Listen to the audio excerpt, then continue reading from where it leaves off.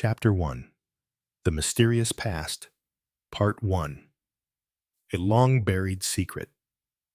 Iris Marl sat in her dimly lit study, the soft glow of the desk lamp casting long shadows across the room. Her fingers hovered above the old, leather-bound journal that had once belonged to her sister, Rosemary. The journal had sat on the shelf for years, untouched, until now. Iris had always kept her distance from the memories of Rosemary, memories of a life so much brighter than her own. But the death of Rosemary, declared a suicide by the authorities, had never sat right with Iris. Something about it had never made sense. Rosemary had been the golden child, the beauty, the one everyone adored. She had the life everyone envied. Iris had lived in her shadow, always the quiet one, never quite measuring up. But it was Rosemary's death that had shaken her to the core. The official story was simple depression, isolation, and a tragic end. But Iris couldn't shake the feeling that it was more complicated than that. As her fingers slowly flipped through the pages, Iris came upon a letter tucked between the pages, handwritten by Rosemary herself. The letter had a sense of urgency, as if Rosemary had known something was coming, something Iris wasn't privy to. I feel as if I'm being watched. The walls are closing in, and I don't know who to trust anymore. Victor has been distant lately, and I'm starting to wonder if George knows more than he lets on. I think they might be hiding something, but I'm too afraid to confront them. I'm being swallowed whole by something I don't understand. Iris's heart pounded as she read the words. Who was Victor and George? They were names Iris had heard in passing, but never fully understood. This letter hinted at something much darker than the world had ever known. Rosemary had felt trapped, suffocated just like Iris did now, as she tried to make sense of the pieces of the puzzle her sister had left behind. The letter was dated only a few days before Rosemary's death, and Iris's stomach tightened. Her sister had always been the picture of confidence, never one to show fear. But this letter, this confession, painted a different picture. There was more to Rosemary's death than anyone had ever realized. Suddenly, the door to her study creaked open, and Iris jumped, startled by the intrusion. Iris, a familiar voice called. It was George, her father's longtime friend, and the man who had been a fixture in their lives for as long as she could remember.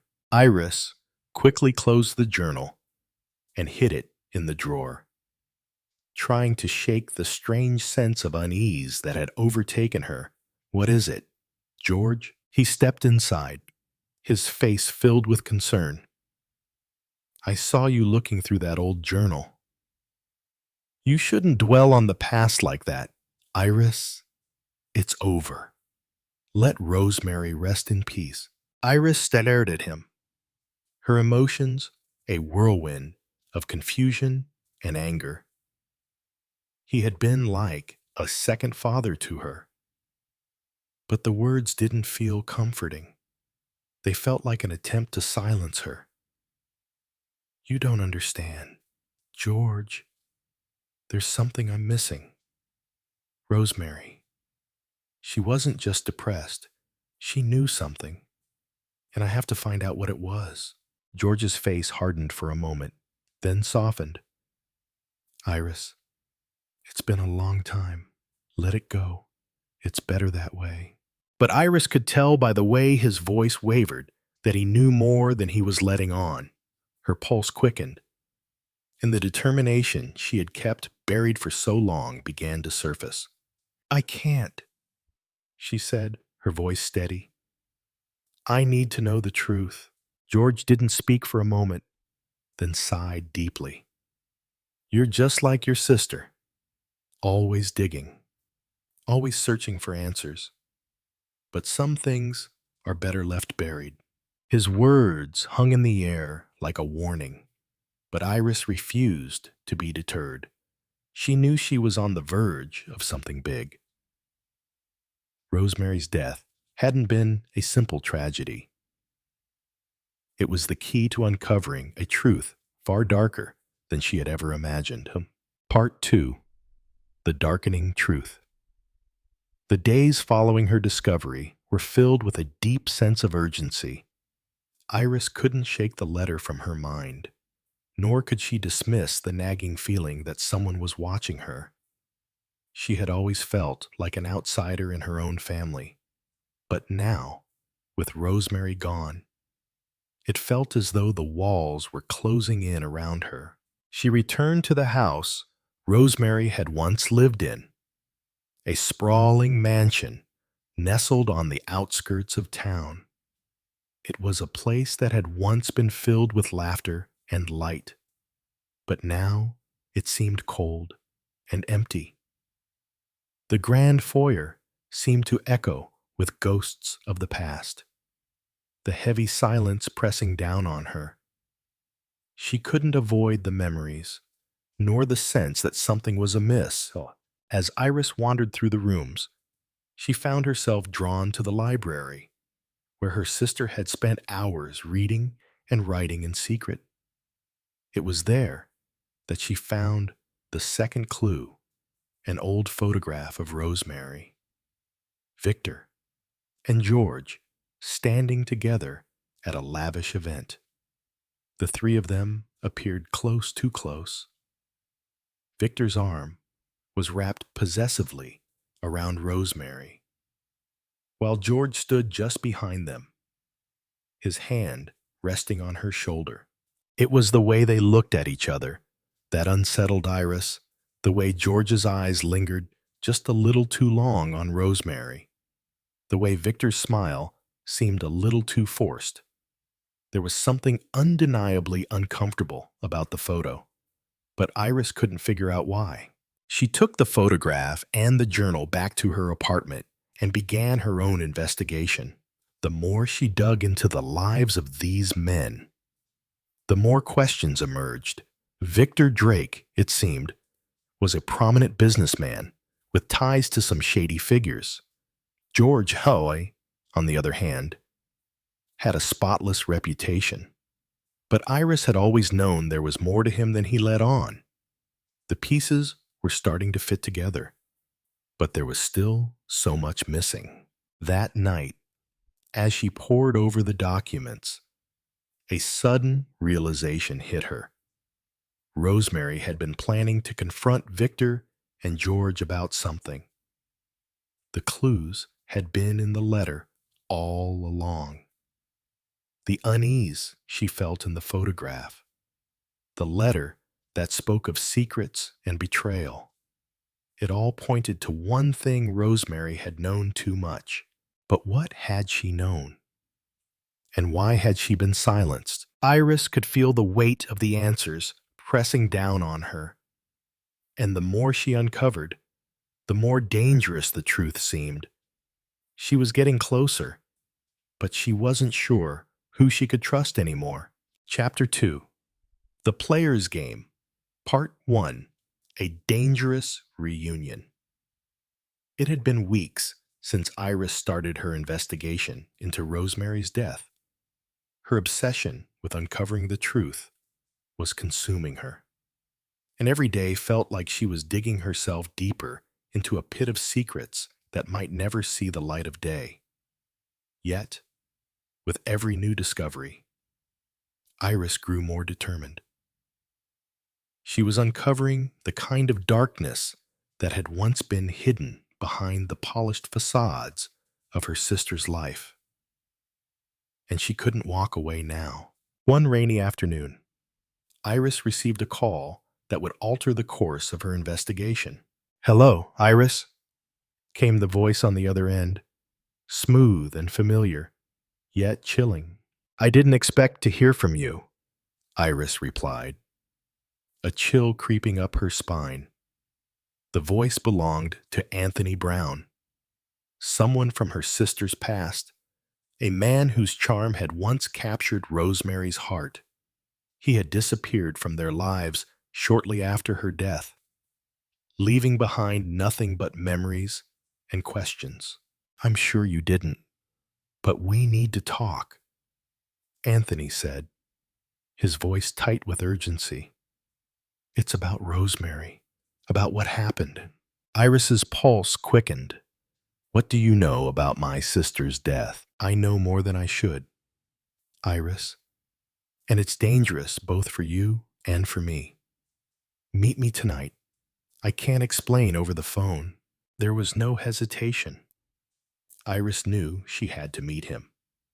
Anthony had always been a man of secrets.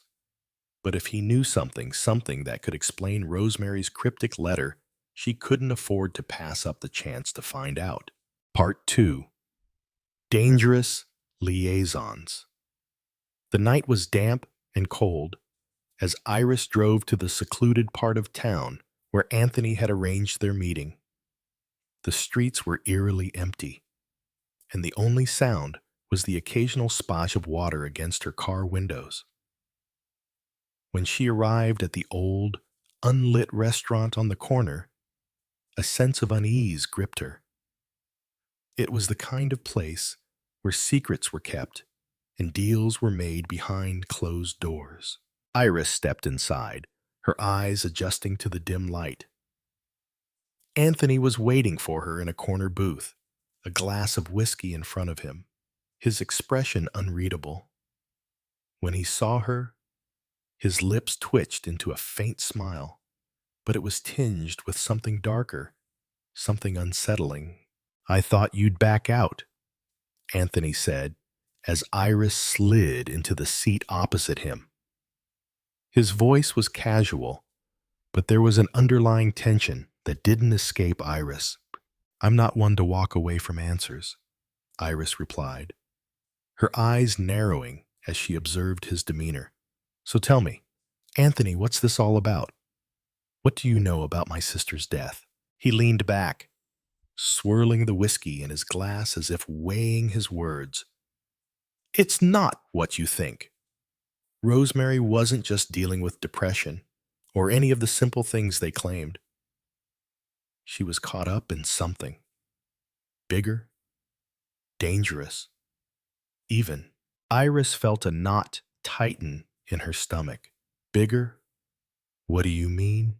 Anthony looked around, his gaze flicking nervously to the windows, as though he feared being overheard.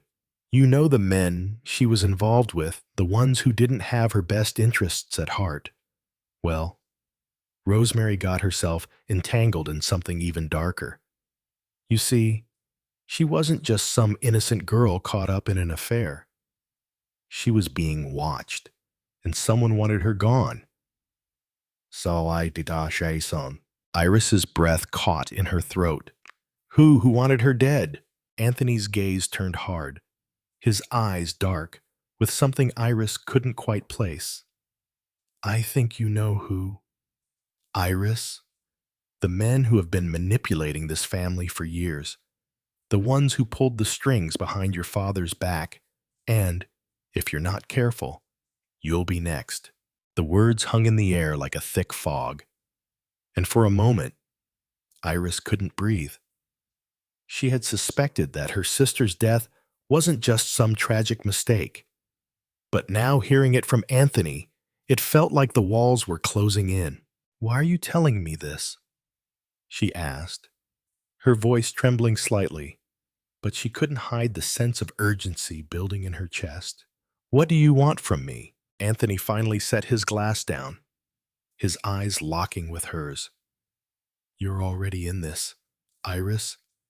You've been digging into things, haven't you? You've uncovered some truths, but you're not seeing the bigger picture. I can help you help both of us, but you have to trust me."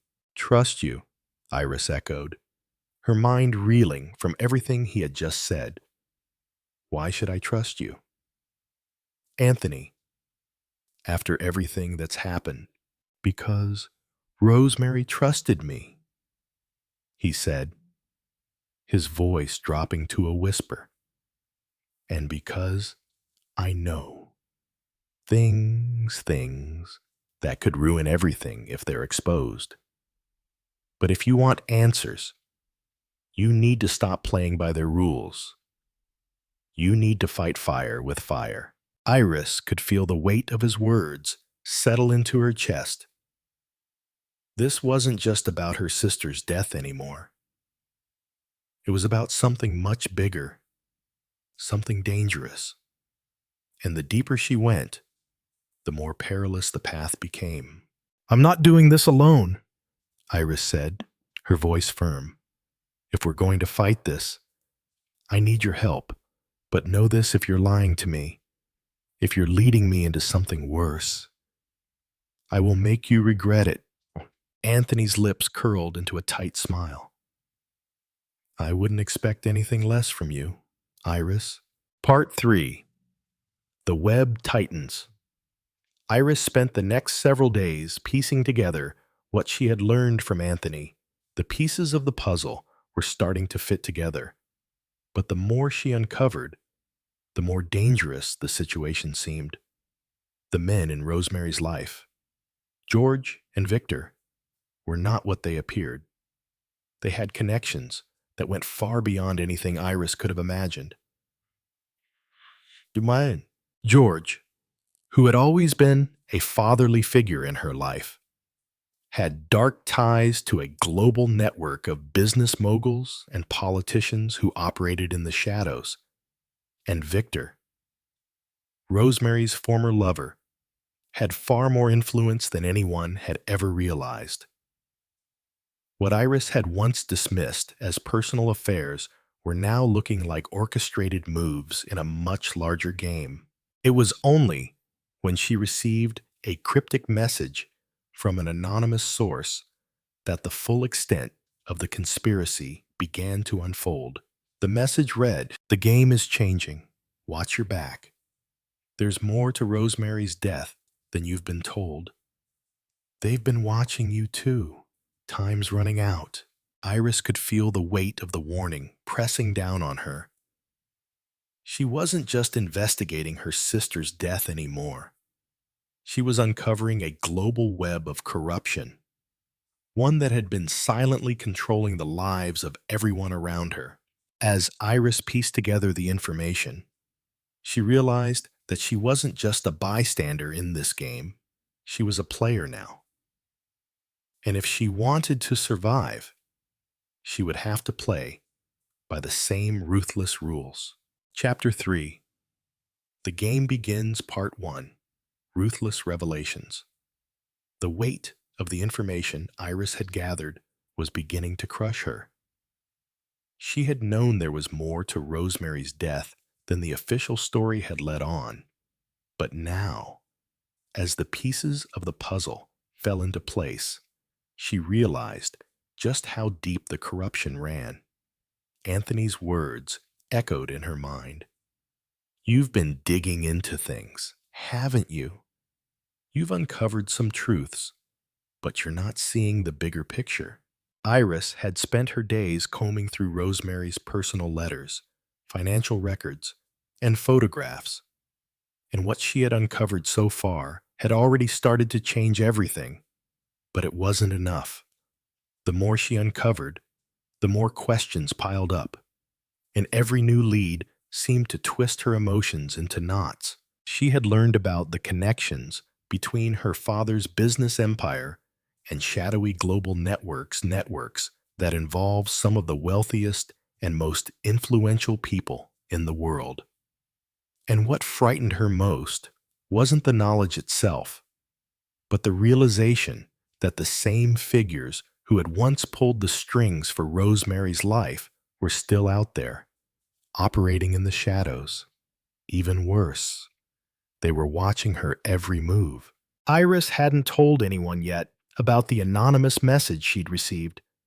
She wasn't sure who to trust anymore, and the idea that someone was tracking her felt like a threat she couldn't afford to ignore. There was too much at stake. Her investigation had led her to Ruth Lessing, a woman she hadn't paid much attention to before. Ruth had always been the quiet assistant to her father, never causing trouble, never drawing attention. But now, after all the digging, Iris had found something in Ruth's background that made her heart stop. Ruth's name had been linked to the people who had once helped manage the Shadow Circle's financial holdings. She had connections to George's business dealings, connections that had been kept secret even from Iris. Ruth, how could I have missed this? Iris muttered to herself as she pored over a series of confidential documents Ruth had once kept hidden in her desk. But the deeper Iris went, the more Ruth's motivations became unclear. Had Ruth been part of this network from the beginning? Or had she been unknowingly pulled into it? The truth, Iris realized, was far more complicated than she had imagined. Clara was the first person Iris told. After days of gathering pieces of the puzzle, she needed to confide in someone she could trust.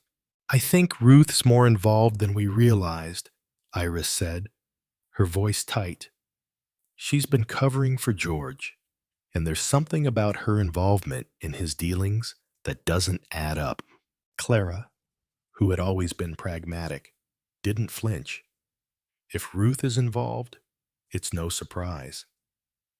She's been around long enough to know more than she lets on. But why now? Why the sudden need to protect George? I don't know yet, Iris said, the frustration building in her chest. But I'll find out. I just have to keep digging. Clara paused, her eyes thoughtful. And what happens when you've dug too deep? Iris, you're playing with fire. These people don't care about collateral damage, and the closer you get, the more dangerous it becomes. Iris nodded slowly. I'm aware. But if I stop now, if I don't finish what Rosemary started, then everything she went through was for nothing. I can't live with that. Part 2. A Sinister Connection. A week later, Iris received another message. This one wasn't anonymous. This one was from Victor Drake, Rosemary's former lover. His name had come up in her research, and Iris had known it was only a matter of time before he made contact. He wanted to meet. Victor Drake was a powerful figure in the financial world, and his involvement with Rosemary had never been fully explained. She had always assumed their relationship had been brief, just another affair among many. But the more she learned about Rosemary's life, the more she realized how deeply entwined Victor was in everything. Iris agreed to the meeting, but when she arrived at the restaurant where they were supposed to meet, she wasn't sure if she was prepared for what Victor would say. Victor was waiting for her in a secluded corner of the dimly lit room, his face still handsome but weathered with the passage of time. There was a calmness to him, but also a coldness, a practiced indifference. As soon as Iris sat down, he spoke. You've been digging, he said, without preamble, looking for things you shouldn't be looking for. You know how this ends, don't you? Iris's pulse quickened, but she maintained her composure. I know more than you think. I know about the affair, about the network you were part of. And I know you weren't just some lover to Rosemary. You were a key player in her life, a key player in everything that's happened. Victor's lips curved into a slight smile, but it didn't reach his eyes. Rosemary was always good at keeping secrets. But not all secrets are meant to be uncovered. Iris, there are things in motion that you don't understand. Things that go far beyond her death. Iris leaned forward. Then explain it to me. Victor, what am I missing? Victor studied her for a long moment, as if weighing his options. Finally, he spoke, his voice low. The truth, Iris, is that Rosemary was caught between two worlds. The world she thought she knew, full of wealth and privilege, and the world I brought her into. A world of power, influence, and, yes, danger. But it wasn't just about her death. It was about control. It always has been. Iris's breath caught. You were involved in her death. You were part of the plan. Victor's eyes darkened. I never wanted her dead. But in the world I'm part of, Iris, there are no second chances. She got too close to things that no one should know. And, yes, that meant silencing her, but not in the way you think. I didn't kill her. I protected her. By killing her, Iris hissed, her fists clenched on the table. What kind of twisted logic is that? Victor leaned back, his gaze unwavering. You think you can uncover the truth, but you don't understand what you're up against. There are forces at play that are far beyond anything you've encountered. The truth isn't black and white. Iris, it's gray. And sometimes you have to make choices to survive. Part 3. The web closes. In. That night, Iris returned home, her mind swirling with the implications of everything Victor had just told her. She had always suspected that there were layers to Rosemary's death that had been kept hidden from her, but hearing it from Victor, hearing him speak so coldly about her sister's life and death, made it all feel real in a way it never had before. But even more pressing than Victor's chilling words was the sudden realization that she was not alone in this fight.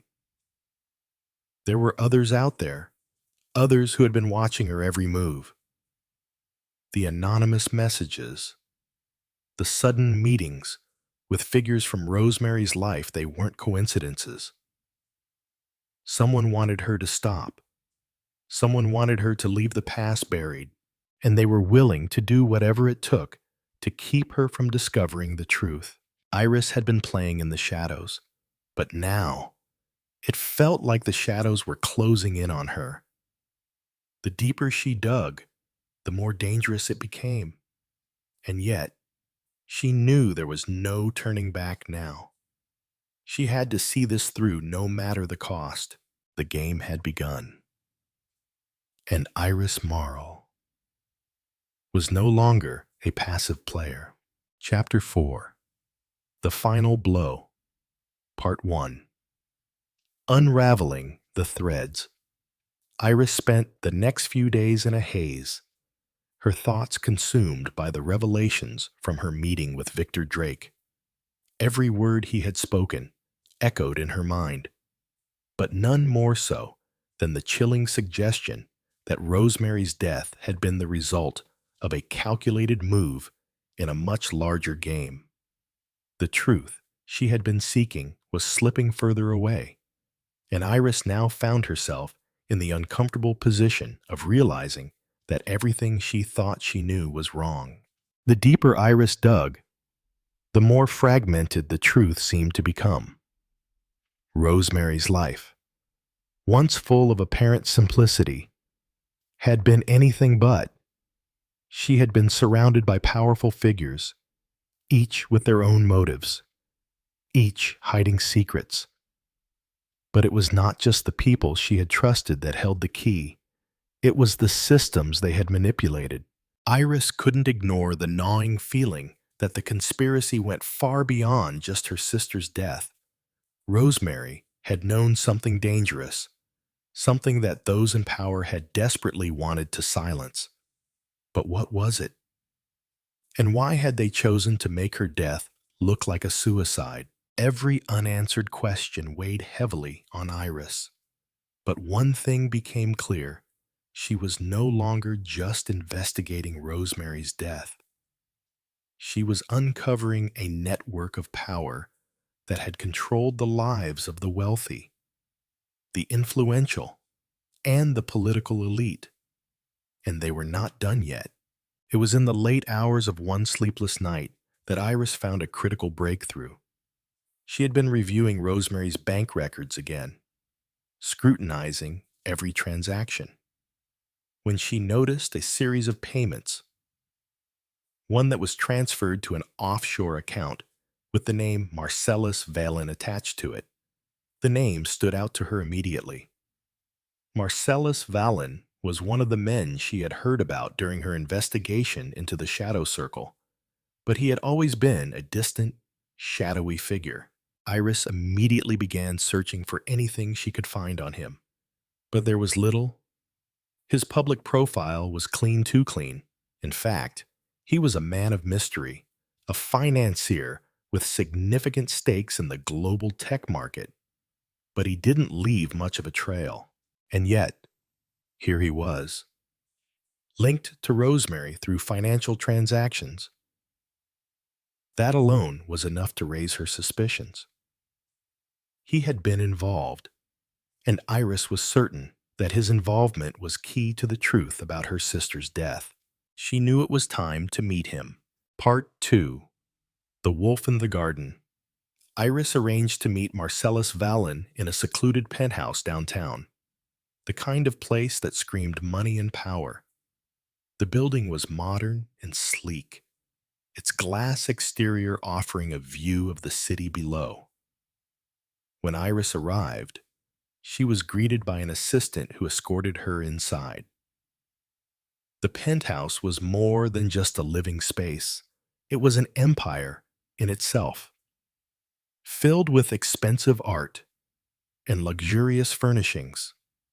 But beneath the surface, Iris felt the cold, calculating presence of a man who understood the language of wealth and power all too well.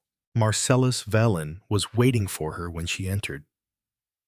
His appearance impeccable, tall, with sharp features and a look of quiet authority. He was the very definition of someone who controlled more than what was visible. As Iris took a seat across from him, she couldn't shake the feeling that this was a man who had been playing a very long game.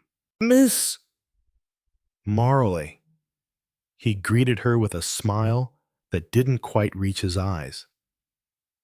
"I'm surprised to see you. I didn't think someone like you would be interested in a conversation with someone like me." Iris met his gaze, unwavering. "I'm interested in the truth, Mr. Valen, and you know it. You were involved in Rosemary's death, and I know you're the one who's been pulling the strings behind the scenes. It's time to stop pretending." Valen's expression remained composed, though a flicker of something darker passed through his eyes. "You have no idea what you're dealing with, Ms. Marl. Rosemary was a fool, but she was useful.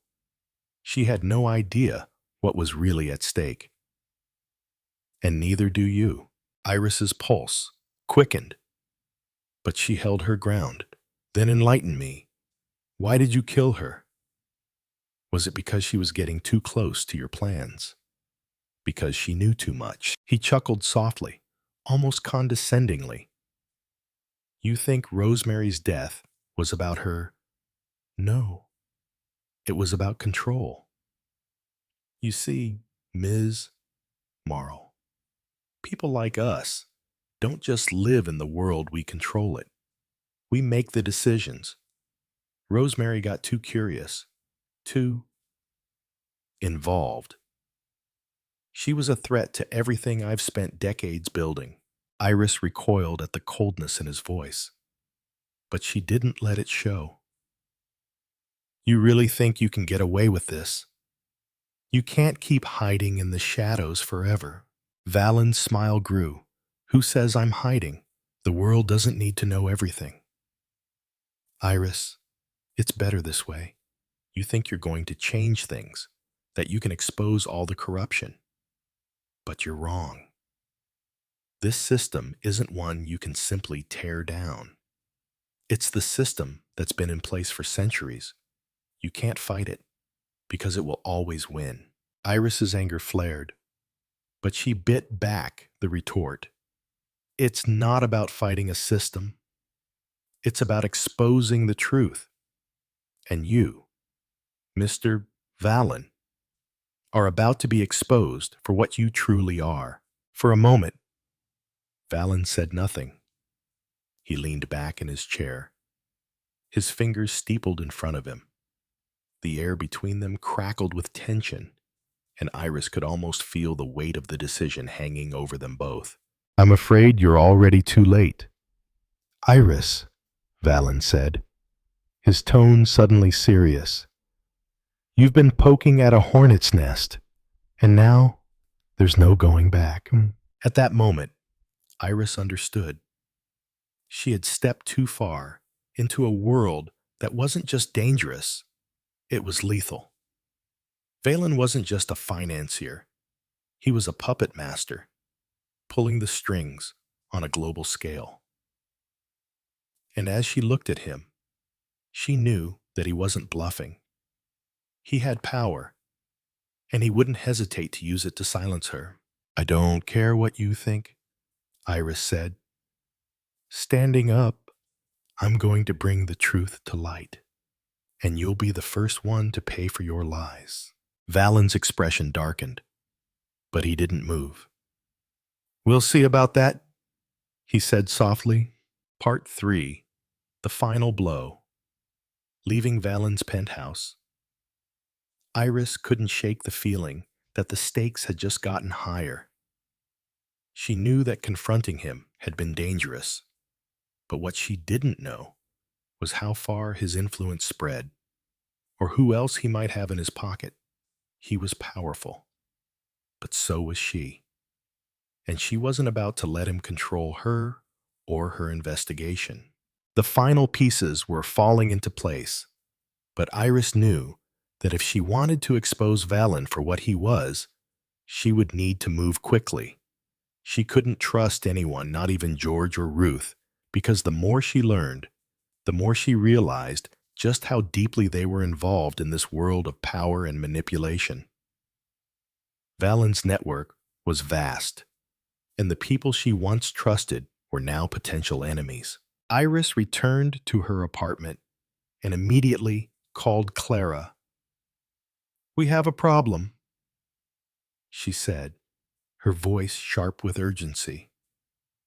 I just met with Marcellus Valen. He's more dangerous than I thought, and he knows I'm on to him. Clara's voice came through the phone, steady but concerned. Iris, be careful. This isn't just about Rosemary's death anymore. It's about stopping him before he can do anything worse. I'm not stopping, Iris said firmly. This ends now. I'm going after him, and I'm going to take him down. Chapter 5. The Last Stand, Part 1. Unraveling the Web. Iris had never felt more alive, or more in danger. The stakes had escalated beyond her expectations after her confrontation with Marcellus Valen. She knew that the web of power and deception that had trapped her sister and now threatened her was far more complex than she had ever imagined. But with every new revelation, every move she made, the pieces of the puzzle began to fall into place. She couldn't rest. Not now. Not when she was so close. After her meeting with Valen, Iris spent days piecing together everything she had learned. She reached out to her most trusted allies, Clara, Anthony, and a few former insiders who had once been part of the network. Each person provided vital pieces of information that helped her connect the dots, but every new lead seemed to deepen the danger. The closer she got to Valen, the more dangerous he became. She could feel the walls closing in, and she knew that time was running out.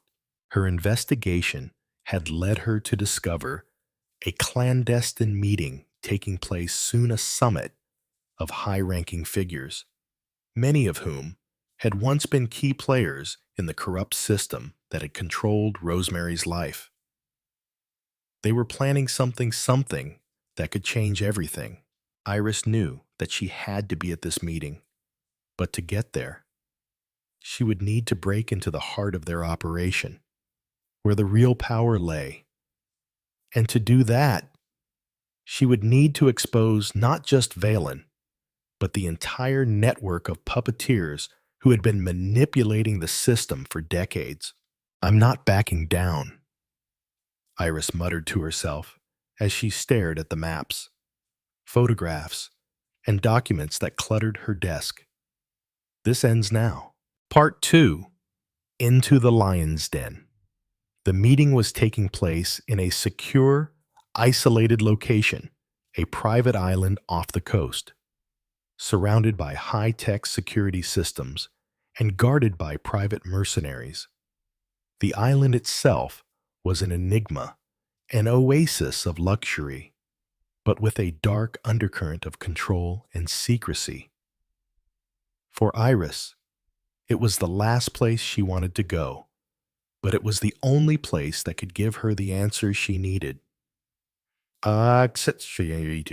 Clara had been instrumental in helping her locate the island, and Anthony had used his connections to secure a way in. But even with all their preparation, Iris knew that infiltrating the meeting would be dangerous. She had learned to play by their rules in order to survive. But now, she would have to break those rules and hope that her enemies underestimated her. As the night of the meeting approached, Iris felt a mix of fear and resolve. This was it, the moment where everything would either fall into place or shatter into chaos. She was determined to expose the men who had been hiding behind closed doors for so long. Clara was already on the island, setting up surveillance and ensuring that their entry point remained undetected. Anthony, too, had a role to play. They would need to act fast, and everything had to go according to plan. Part 3. A Deadly Game.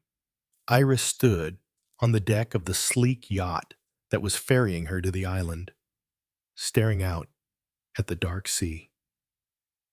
The water lapped gently against the hull, a stark contrast to the storm of thoughts swirling in her mind. Every part of her was focused on the task ahead. She had spent so much time digging into the past, but now she realized that the real fight was in the present. The people she was about to face weren't just criminals. They were players who had the power to change the course of history. The island loomed ahead, its silhouette dark against the starlit sky. The mansion on the far side of the island was where the meeting was to take place. She had to get in, gather the information, and leave undetected. But she knew that nothing about this mission would be simple. As the yacht docked, Iris felt the weight of the moment settle over her. She had come this far, and she couldn't afford to hesitate now. She stepped onto the soft sand, her heart pounding in her chest, and followed the predetermined route Clara had given her. Clara's voice came through her earpiece, calm and steady. "You're almost there, Iris. Stay alert." There's a guard patrol passing by your location. Wait until they clear the path. Iris crouched low behind a large rock, watching as the guards walked past without noticing her. She was invisible, just another shadow in the dark, but she knew that invisibility wouldn't last long. The moment they realized she had infiltrated their island, there would be no escape. It was now or never. Clear, Iris whispered into the calm, and Clara confirmed that the surveillance systems were active and tracking every movement. Part 4. The Heart of the Beast. Iris made her way through the dense tropical foliage, the path illuminated only by the faint glow of moonlight. The mansion ahead was massive, a sprawling structure with walls made of dark stone and large glass windows that gleamed in the night. She knew that inside those walls were the answers she had been seeking, but also the danger she had been avoiding.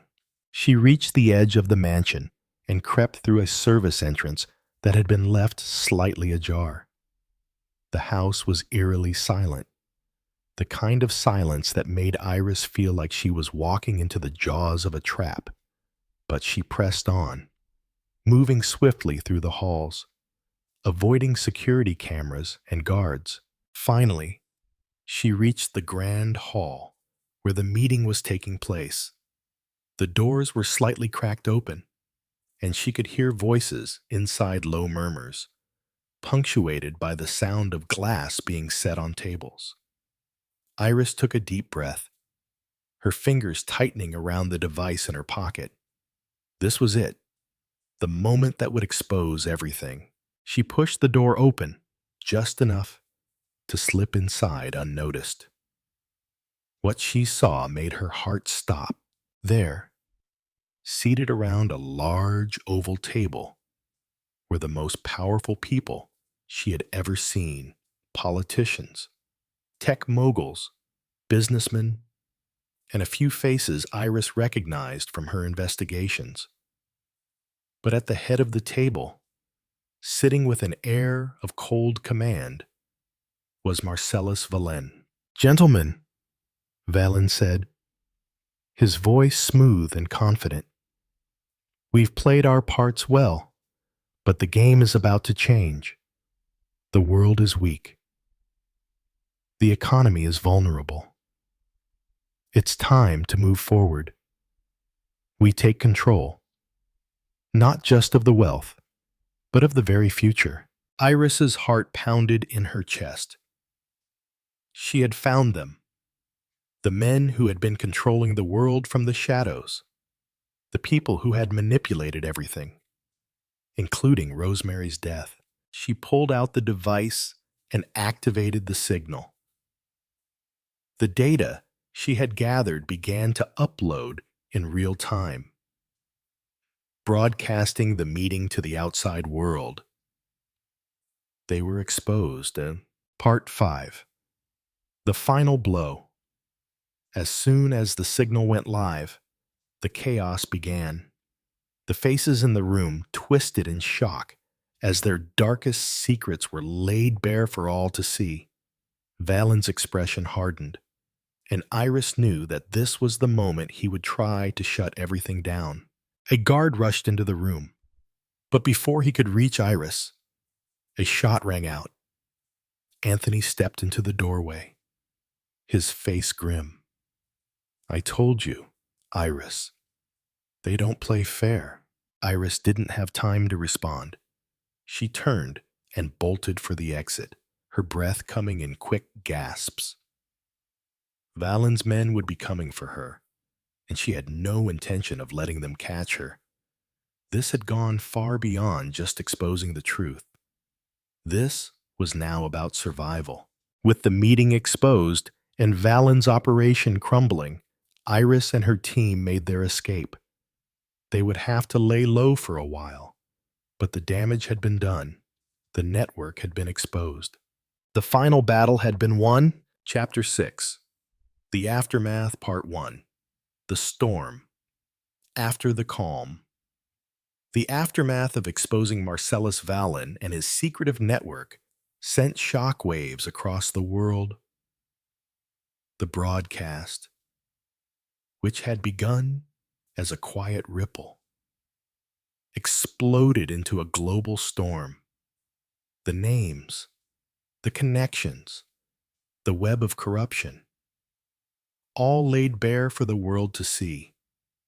News outlets, social media platforms, and underground forums buzzed with the revelations. Political figures scrambled to distance themselves from the fallout, while global corporations tried to cover their tracks. But it was too late. Vallon's network was crumbling. His wealth, his power, everything he had built in the shadows was exposed in a single moment. And with that exposure came a cascade of consequences. The stock market reacted immediately, and governments began scrambling to control the narrative. But what stood out to Iris the most, as she watched the chaos unfold from her apartment, was the quiet satisfaction that came with seeing the truth finally take hold. But victory had its price. Though the public response was overwhelmingly in support of the revelations, Iris knew that exposing the truth was only the first step. The people in the meeting, the ones who had once manipulated world events from the shadows, wouldn't simply roll over. They had money, resources, and power, and they would fight back. But Iris wasn't backing down. It had been a dangerous game from the start, but she had already taken the hardest step. Now, she would finish it. Part 2. The Price of the Truth. Iris spent the next few days laying low, carefully watching the fallout. Anthony, Clara, and the others in their network had done the same, keeping their movements as discreet as possible. They had exposed everything. But now, the question was how to ensure that Vallon's network didn't regenerate. How could they prevent the powerful forces from regaining control once again? Iris, Clara said one evening as they sat in a small cafe, keeping a low profile. You've done the hard part. The world is waking up. But it's up to us to make sure it doesn't fall back into the same hands. We have the momentum. Now, we need to push forward. Iris nodded, taking a sip of her coffee. But the weight of what came next hung heavy. I've been thinking about that. There's a global summit coming up. One of the few places where the remnants of their network still have influence. We can expose them all at once, but it'll be dangerous. We need to be prepared. Clara's face was hard, a glint of determination in her eyes. We've always been prepared for this. It's now or never. I know, Iris said, looking down at her hands. But there's something more at stake here. Clara, this isn't just about taking down Vallon. It's about preventing a new kind of power from rising, one that can't be exposed so easily. I understand, Clara replied, but we can't fight shadows forever. Iris, at some point, we have to let the world make its own choices. All we can do is make sure the right people are in control when the dust settles. Iris's heart ached at the weight of those words. She had thought exposing the truth would be enough. But now, as she stared at the path ahead, she realized how little control she actually had over what would happen next. Her own fight was far from over. Part 3. Unexpected Alliances. As the world grappled with the revelations, Iris began to receive messages, cryptic ones, mostly from individuals who had once been loyal to Vallon's network, but had since defected. Some were from politicians, others from business leaders, and some were even anonymous whistleblowers. The messages were clear. Valen wasn't finished yet. There were still remnants of his power, hidden deep within the global financial systems. One evening, as Iris sat at her desk, a new message pinged on her encrypted device. I know who you are, Iris Marl. You've stirred the pot, but you don't understand how deep the roots go. If you want to stop this, meet me at the abandoned warehouse on Pine Street, midnight. It wasn't signed, but Iris recognized the gravity of the message. Whoever this person was, they knew something important, and they were asking for a meeting in person. Iris hesitated for only a moment before making up her mind. This could be the lead she needed. When midnight struck, Iris found herself standing in the cold, abandoned street. The warehouse loomed ahead, silent and dark. She had no backup, no way of knowing who or what was waiting inside.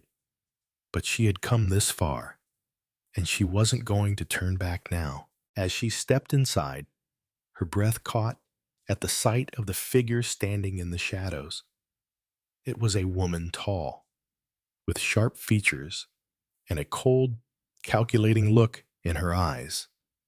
She didn't speak, but she motioned for Iris to follow her into a back room, where a series of monitors flickered to life. I've been tracking your investigation, the woman said in a low, steady voice. I know about your sister. I know about Valen. And I know what's really going on behind the scenes. Iris studied her, wary. Who are you? The woman smirked. That's not important right now. What matters is that you're being played. You've been focusing on the people you can see, but the real power lies deeper. Valen. He's just a puppet. The ones really pulling the strings are far more dangerous. Iris felt her heart drop. What do you mean?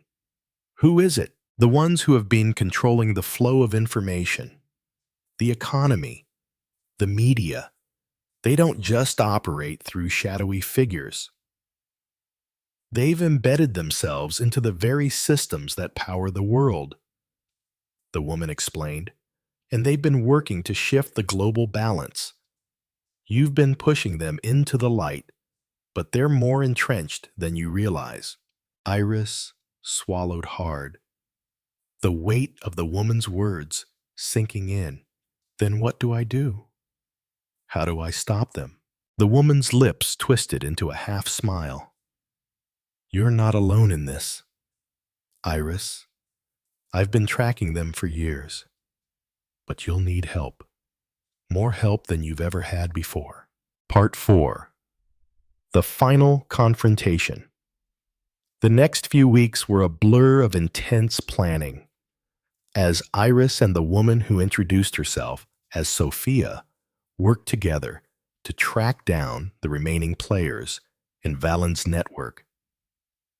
Sophia was a former member of an underground intelligence group, and though Iris was skeptical at first, she quickly realized that Sophia had access to resources and information that Iris couldn't have dreamed of.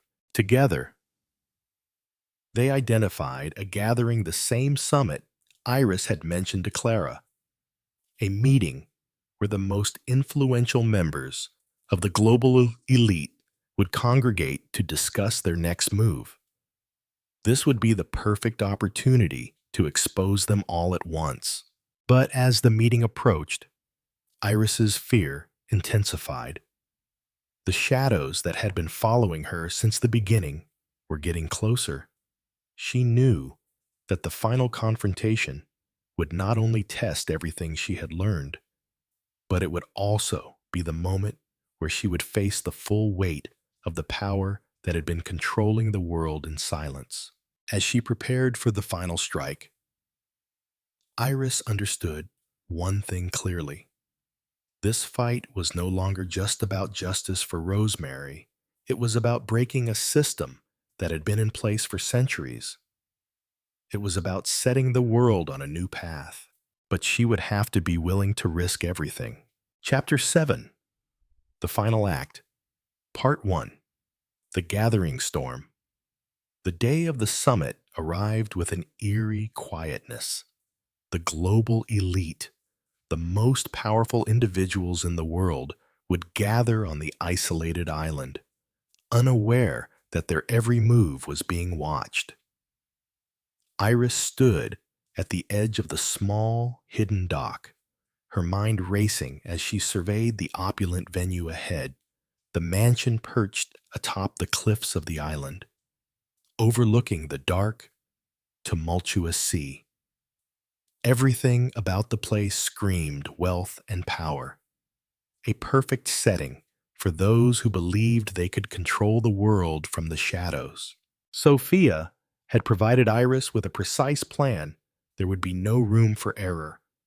They would infiltrate the event, expose the figures who still lurked behind the facades of political and corporate power, and bring their manipulations into the light. It had taken weeks to prepare, but now the moment was finally here. Clara, Anthony, and the rest of their team had been working tirelessly to gather intel and disable the security systems protecting the island, while Sophia worked to gather information from her underground sources. Everything had been set in motion, but Iris couldn't shake the nagging feeling in the back of her mind. The deeper she dug, the more she realized that even the people helping her might have their own hidden agendas. Still, there was no turning back now. This was it, the final act. Iris. Sophia's voice came through the comms, sharp and urgent. The guards are moving, and the security systems are nearly disabled. You've got 10 minutes before the summit begins. You need to be inside and positioned before they start. Iris took a deep breath and nodded to herself. Understood. She adjusted her jacket and made her way toward the mansion, moving quickly and quietly through the shadows. The island, though beautiful, felt oppressive in its silence. She passed a few guards, nodding as they gave her brief glances, their eyes glazed with disinterest. The summit was the kind of event where the attendees believed their power was untouchable, but they were wrong. Inside, the mansion was every bit as lavish as she had expected: gold leaf accents, polished marble floors, and high ceilings that made the place feel both cold and majestic. The guests had already begun to gather, each person representing a piece of the vast empire Iris was working to dismantle. She couldn't help but feel the weight of their gazes as she moved through the crowd, pretending to belong in a world she had never been part of. She was a ghost in their world now, an invisible player, ready to expose their darkest secrets. As she approached the central ballroom where the summit was about to begin, Iris spotted the faces she had been hunting for: Victor Drake, George, Ruth Lessing, and, of course, Marcellus Vallon, who stood near the front, his cold eyes scanning the room with practiced ease. He was the puppet master, the one who had orchestrated everything. And Iris's heart beat a little faster as she saw him up close again. He had a smug look on his face, as if he believed the summit would solidify his place in the world's power structure. But Iris wasn't going to let that happen. Not tonight. Part 2. The Unmasking. Iris's role was simple: get close to Vallon, expose him, and make sure the entire network was exposed to the world. Clara, who was stationed at an access point nearby, was ready to broadcast the meeting to the public. But there was one problem: no one knew exactly what Valen was planning. What was his final move? What was he going to do with the power he had spent so long building? Iris didn't have time to wait for the answer. The room was buzzing with conversation, and the summit was about to begin. The high-profile individuals around her were already slipping into their respective roles, talking about the next phase of their operations, pretending to play by the rules. But Iris saw through it all. She had uncovered the truth, and now it was time to expose them. Victor Drake was one of the first to take the podium, his voice smooth and controlled as he began speaking to the room. He was the public face of the operation, the one who had once been connected to Rosemary, but now he was nothing more than a pawn in Valen's game. As Iris listened to his speech, she caught sight of George across the room. His eyes locked on her for just a moment. There was no surprise in his gaze, just cold calculation. And then Valen stood. His voice, calm and authoritative, filled the room as he spoke to the elite audience. Ladies and gentlemen, thank you for gathering here today. We stand at a precipice. The world is teetering on the edge of collapse, and we have the power to reshape it, to control its destiny. This summit is just the beginning. What we discuss here will determine the course of history. Iris felt a chill run through her. She had heard these words before. They echoed Rosemary's letter, her final warning. Valen was positioning himself and his associates to take control of everything, to pull the strings from behind the scenes. He wasn't just a financier. He was a puppet master who could sway global events with a single decision. Iris's heart raced. She couldn't let this go any further. She quickly activated her device. The footage of the summit, the speeches, and the men who had controlled the world's wealth and power were now being streamed live to millions. The truth was out. But as the broadcast began, something unexpected happened. The crowd's murmur shifted, the screens in the room flickered, and a harsh alarm began to blare. Valen's face twisted with fury as he turned toward the security team. Iris had been caught in the act, but she had already accomplished what she needed to. The truth had been exposed. Now, it was time to escape. Part 3. The Escape. Chaos erupted. Guards rushed to secure the exits as the summit devolved into panic. Valen's expression was one of pure rage as he realized the full scope of what had just happened. His carefully constructed empire was unraveling in real time, and there was nothing he could do to stop it. Iris, heart pounding, moved swiftly through the hall. Her mind focused on getting out. She could hear the hurried footsteps of guards behind her, but she didn't slow down. Every second counted. Clara's voice crackled in her ear. Iris, we've got the data. The broadcast is live, and it's going viral. You need to get out of there, now. I'm on it, Iris said, breathless. She ducked into a side hallway, her pulse racing. The security systems had been disabled, but there were still plenty of people inside who would try to stop her. When she reached the back exit, she found Sophia waiting, ready to get her to safety. But there was one more hurdle. A familiar figure stepped out from the shadows, Anthony. His face was hard, his eyes cold as he watched Iris. What are you doing here? Iris demanded. Confused, she had thought Anthony was on her side, but now she wasn't sure. Anthony stepped closer, his voice low. "I'm not here to stop you, Iris, but you don't understand what you've done. You've exposed the truth.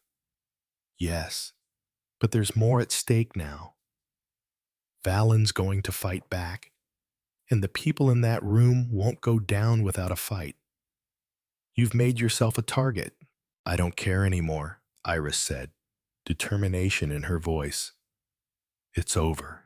Anthony's eyes softened for a brief moment, and then he turned away, walking into the shadows. "Then good luck. You'll need it." Iris didn't wait for him to say more. She turned and sprinted toward the exit, her heart still racing. Part 4. The final confrontation. The world had seen the truth, and Valen's empire was crumbling. But Iris knew that the battle was far from over. The true fight was just beginning. The people who had been part of Valen's network would stop at nothing to regain control. Iris had exposed them, but she hadn't taken them down yet. As she stood outside the mansion, watching the chaos unfold, she realized that there was no going back. The world had changed forever, and it was up to people like her to ensure that the truth would continue to shine, no matter the cost. The final confrontation was yet to come, but Iris was ready. Chapter 8. The Final Confrontation. Part 1. Aftershocks. The events of the summit had sent shockwaves through the world. The moment the footage of Marcellus Velen and his associates went live, the financial markets trembled, governments scrambled to manage the crisis, and the public was left reeling from the depth of the conspiracy Iris had uncovered. The faces that had been hidden in the shadows were now out in the open, exposed for all to see. The truth was no longer a secret. But even as the world reacted to the revelations, Iris knew that this was only the beginning. Valen's empire was crumbling, but there were still those who would stop at nothing to restore it. The remnants of his network would fight back, and Iris had made herself their target. They wouldn't let her get away with this. For the first time in weeks, Iris found herself unable to sleep. The weight of what she had done, the risks she had taken, pressed down on her like a heavy burden. She had exposed the truth. But what would happen now? The balance of power had shifted, but in whose favor? As the dust settled, it became clear that new forces were already trying to fill the void left behind by Valen's downfall. Iris had a moment of clarity. She wasn't done yet, not by a long shot. She had pulled the veil from the world's darkest secrets, but now she had to make sure those secrets didn't slither back into the shadows. Part 2. A Web of Retribution. The night was cold, the streets eerily quiet as Iris moved through the city, her mind racing. Clara had been in contact with their team, trying to keep track of the ripple effects caused by the summit's exposure, but there was a growing sense of unease. The powerful people Iris had exposed weren't just going to vanish. They had too much at stake. It wasn't until she received a call from an unexpected source that the gravity of the situation truly hit home. "Iris," came the voice, low and urgent. It was Anthony. "I thought you'd vanished," Iris replied, not hiding the suspicion in her tone. "I've been keeping tabs on everything, and it's worse than we thought," Anthony said, his voice tight with tension. "You've pissed off the wrong people. Valen's network is crumbling. Yes, but that means the worst is yet to come. They'll try to neutralize anyone who was involved." Iris's heart raced. "What do you mean? We've exposed them?" It's over. It's never over. The people you've just exposed are only the tip of the iceberg. There are deeper layers to this operation, global players who control everything from the shadows. They've been waiting for something like this, a catalyst to reset the balance of power. Iris clenched her fists. Then what do we do? Anthony's voice became grim. We find them before they find you. The ones still lurking. The ones who control the money, the information, the systems you need to go after them now. It's the only way to ensure they don't come back stronger. Iris swallowed, feeling a cold chill run through her. Where do we start? I'll send you a list. But be careful, Iris. The real fight is just beginning. And this time, it's not just about exposing them. It's about stopping them once and for all. Part 3. The final piece. Iris's mind was spinning as she took in Anthony's words. The conspiracy she had thought she had unraveled was just the surface. The real power was still hidden, waiting for the right moment to reassert itself. If she was going to stop it, she would have to go deeper into the heart of the beasts. She spent the next few days following the new leads Anthony had given her. The trail was cold, deliberately so. The people behind the system had learned from the mistakes of the past. They had covered their tracks well, hiding their true identities in a labyrinth of offshore accounts, shell companies, and fake identities. But Iris was relentless. As she dug into their operations, she uncovered one piece of crucial information: a covert meeting scheduled in a remote location, a place where the last remaining leaders of Valen's network would gather to discuss their future. It was their final chance to solidify their power, to rebuild what they had lost, and Iris knew this was it. This was her chance to expose the final piece of the puzzle. But she wasn't naive enough to think it would be easy. She was walking into the lion's den. Clara was already preparing their team for the infiltration. They had no time to waste. If Iris could get in and expose the full extent of the operation, she could finally end this. But if they failed, the consequences would be catastrophic. Part 4. A cold betrayal. The night of the operation, Iris and her team arrived at the remote location, a heavily guarded compound surrounded by thick forests. The security was tight, but they had prepared for this. With Clara's help, they bypassed the outer defenses and made their way inside. The compound was eerily quiet. The only sounds the rustling of the wind and the crunch of leaves beneath their feet. They moved through the darkness, their steps silent as they neared the central meeting hall. The final meeting, the one that would determine the fate of the world. Iris's heart pounded as they infiltrated the building. They had almost reached the room where the meeting was taking place when something unexpected happened. A figure appeared from the shadows. A familiar figure. It was Ruth Lessing. Iris froze. Ruth, what are you doing here? Ruth's face was unreadable, her eyes cold. You've been too much of a nuisance. Iris, I thought you would understand by now. You've played the game, but now it's time to end it. Iris's pulse quickened. What do you mean? Ruth stepped closer, her lips curling into a cruel smile. You've been working against us, Iris, but what you don't realize is that you've been playing right into our hands. You think you're the one controlling the narrative, but you're just another piece in the game. Iris's mind raced.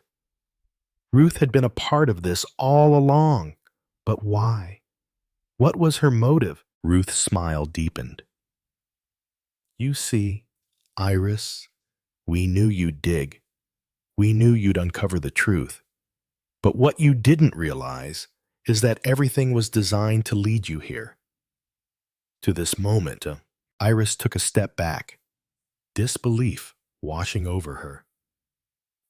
You've been manipulating me this whole time. Ruth nodded, her gaze unwavering. You've been a useful pawn, Iris. But now, it's over. Before Iris could react, Ruth moved with lightning speed, pulling out a gun. The sound of the weapon clicking into place echoed in the tense silence. Some chances. You've exposed us all, Ruth said, her voice cold and final. But now, you won't be able to stop us. You're nothing but a pawn in a game that's far bigger than you. Iris's mind raced. This was a betrayal, unlike any other. But she had no time to waste. She had to act, and act fast. The weight of everything she had uncovered, the lives lost, the people she trusted, the truth she had fought for, now rested on her shoulders. With a swift movement, Iris knocked Ruth's arm away just as the shot rang out. She didn't have time to think. She grabbed the gun from Ruth's hand and aimed it directly at her. It's over, Iris said, her voice cold as steel. Ruth's eyes flickered with uncertainty, but she didn't resist. You think you've won. You've only exposed the tip of the iceberg. There are others more powerful than you know. You can't stop this. I'm stopping you, Iris said firmly, pulling the trigger. The shot rang out, and Ruth crumpled to the ground. Part 5. The Reckoning. With Ruth gone, Iris and her team made their final move. They infiltrated the meeting room and exposed the remaining members of Valen's network, broadcasting their identities and crimes to the world. The final pieces of the conspiracy fell into place, and the world saw, for the first time, just how deep the corruption went. But as Iris stood there, watching the chaos unfold, she knew that her work wasn't over. The battle for the truth had been won, but the war for a better world was just beginning. Iris had given everything for this moment. And now, as she watched the world react to the final revelations, she knew that her sister's death and the lies that had followed it had not been in vain. The truth had come to light, and nothing would ever be the same again. Chapter 9. The Road Ahead. Part 1. After the fall. The world was in chaos. Iris had exposed everything, every shadow, every secret. Marcellus Valen's empire, the corrupt web that had ensnared global systems for years, was finally laid bare for all to see. Governments scrambled, corporations reeled, and public trust in institutions had taken a hit that would leave a scar for years to come. But for Iris, the fallout wasn't just about the world's reaction. It was about the cost of what she had done, the people she had lost along the way, the lies she had been forced to uncover. As she sat in the quiet of her apartment, watching the news cycle spin, she couldn't shake the feeling that everything had changed forever, and not just for those she had exposed, but for herself, too. The death of Rosemary was no longer just a personal tragedy. It was a symbol of everything that had gone wrong in the world.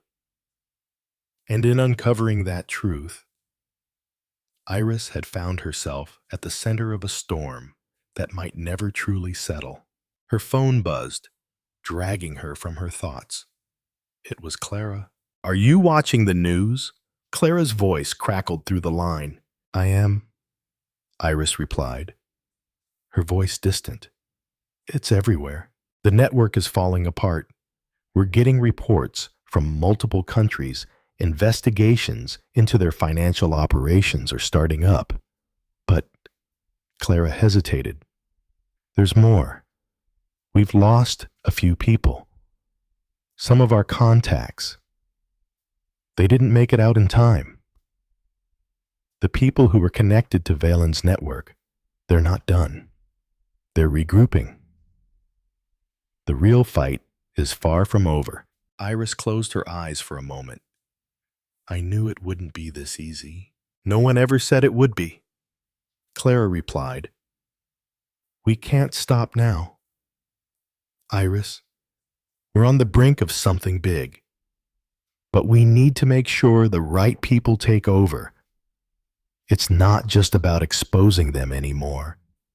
It's about preventing another system from filling the void. Iris leaned back in her chair, letting out a breath. The battle wasn't over, and it never would be. But for the first time, she realized that she couldn't fight this fight alone. She had allies now, people who believed in the same vision. Together, they could start building a new foundation, one that didn't rely on secrets, lies, and manipulation. Part 2. Rebuilding the pieces. Keys. Over the next several weeks, Iris worked tirelessly, coordinating efforts to dismantle the remnants of Valen's network, though their exposure had shattered the core of his empire. The ripple effect was still being felt. Iris and her allies had to be strategic, moving quickly to prevent others from filling the power vacuum. They worked closely with global organizations, legal bodies, and independent watchdogs, ensuring that the truth didn't simply fade into obscurity. Laws were passed, systems were overhauled, and public awareness reached new heights. But the real work, Iris realized, wasn't in just exposing the truth, it was in ensuring that it didn't happen again.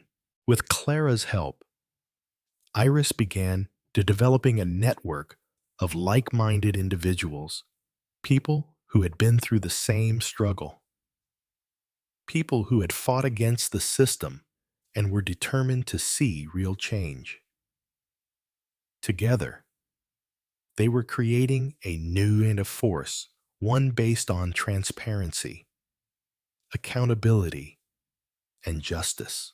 But as the world began to rebuild, Iris found herself facing the hardest challenge yet, reconciling with the choices she had made and the people she had lost along the way.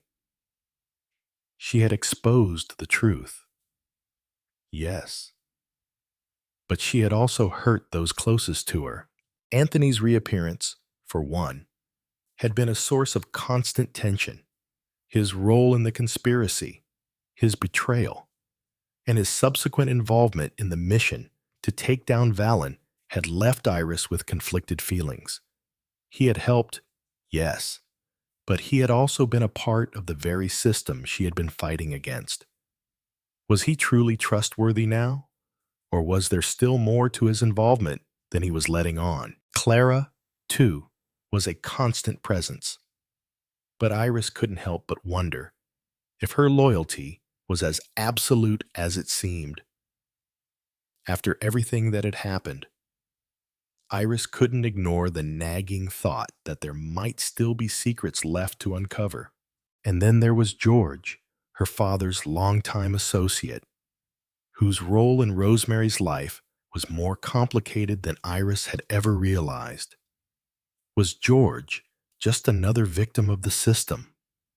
Or was he still involved in some way, despite everything that had happened?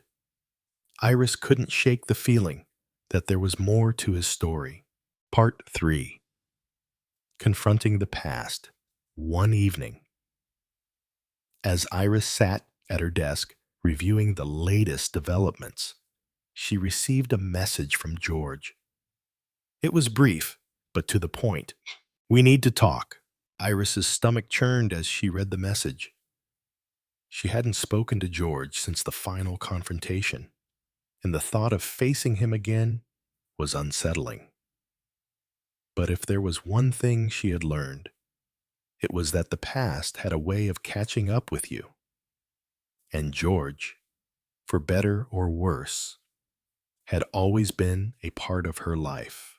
After a few moments of hesitation, Iris dialed his number. Iris! George's voice came through, his tone warmer than she expected. I know this is difficult, but I need you to understand something. Understand? What Iris replied, her voice cold.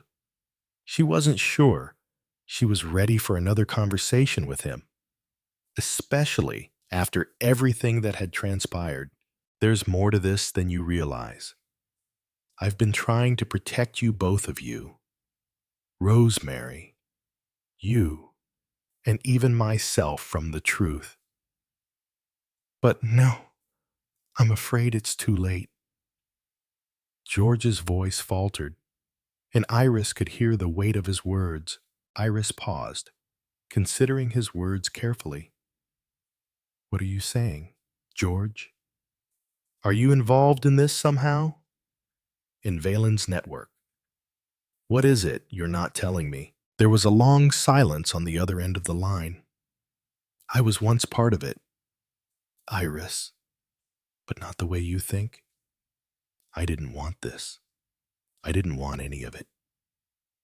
But I've been trying to shield you from the deeper truths, the ones that go far beyond Valen and the men you've exposed. They'll stop at nothing to get what they want. Iris felt a cold wave of realization wash over her. What do you mean? What truths? I can't tell you everything, Iris. Not yet. But you need to prepare yourself.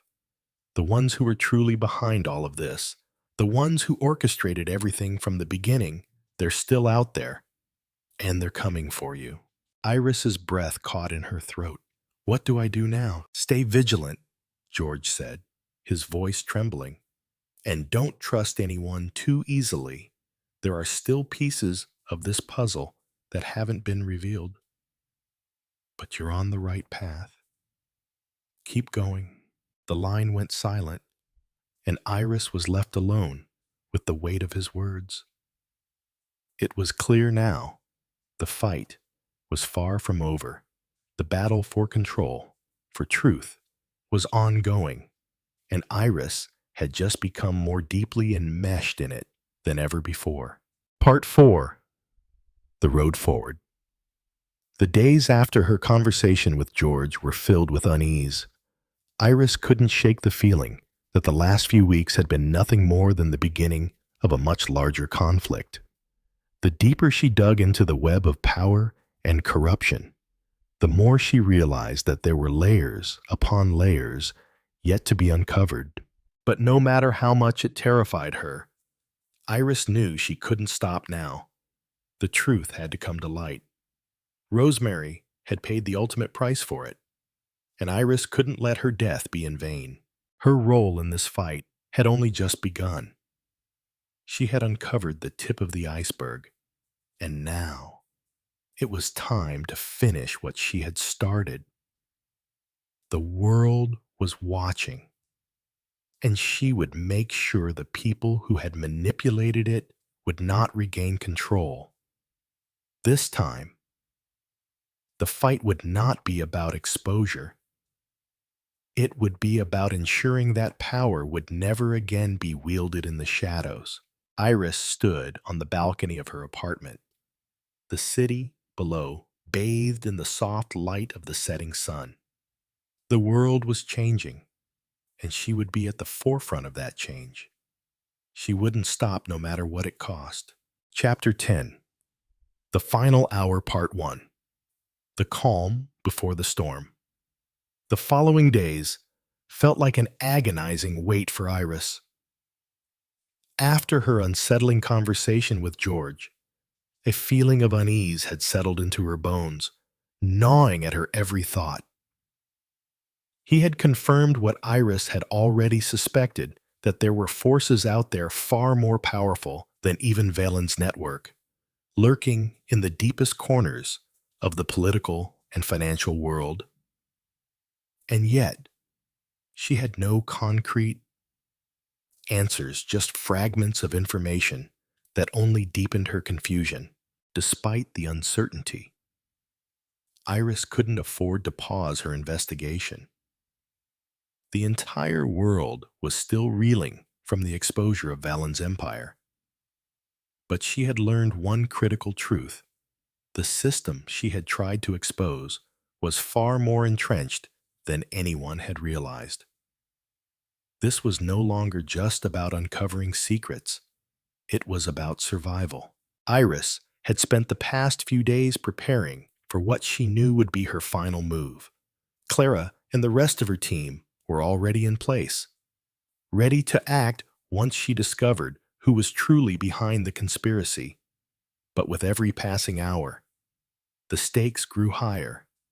She knew it was only a matter of time before the enemies she had made during her investigation would strike back. And when they did, they would stop at nothing.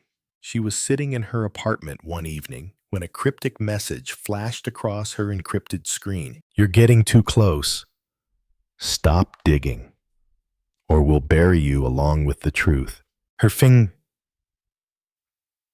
fingers trembled as she read the words. A cold chill ran down her spine. The people behind the scenes, the ones with enough power to wipe out anyone who stood in their way, had found her. She had become their target. The time for hesitation was over. "They're coming for me," Iris whispered to herself, "and they won't stop until they finish what they started." Her phone buzzed with an incoming message. It was Clara. "We've been compromised. They're on to us. Get to the safe house now." Iris didn't need to be told twice. The game had changed, and she knew that her next move would determine everything. Part 2. Into the heart of the beast. Iris moved quickly, gathering her belongings and heading for the door. She knew she couldn't trust the city's usual escape routes anymore. Every step she took might be under surveillance. She had learned to trust her instincts, and at that moment, her instincts screamed for her to go underground. The safe house was a small, inconspicuous apartment in the city's industrial district, far from prying eyes. It had been set up months ago, just in case something like this ever happened. Iris had always known that her enemies wouldn't just give up after being exposed, but she hadn't expected them to come after her so soon. As she stepped into the safe house, she found Clara waiting for her, her face tense with urgency. "Iris, you need to understand something," Clara said, her voice low but steady. "They've been tracking us. We've compromised ourselves by being too open. This isn't just about the exposure anymore. They've mobilized. There's a shadow organization behind everything, pulling strings far beyond anything we've seen." Iris swallowed hard. "What do you mean?" "The real danger isn't just the people we exposed," Clara said, her eyes dark with fear. "It's the system. They're a part of the one that controls everything. Even the people who are supposed to be in charge. You've just scratched the surface, Iris. What you're dealing with now is far bigger. And if we don't stop them, they'll erase everything we fought for." Iris's mind raced. She had already been in too deep to back out. But Clara's words made her realize just how little she understood the forces she was truly up against. It was as if she had been playing in a shallow pool while the real currents of power swirled around her. Invisible, yet omnipresent.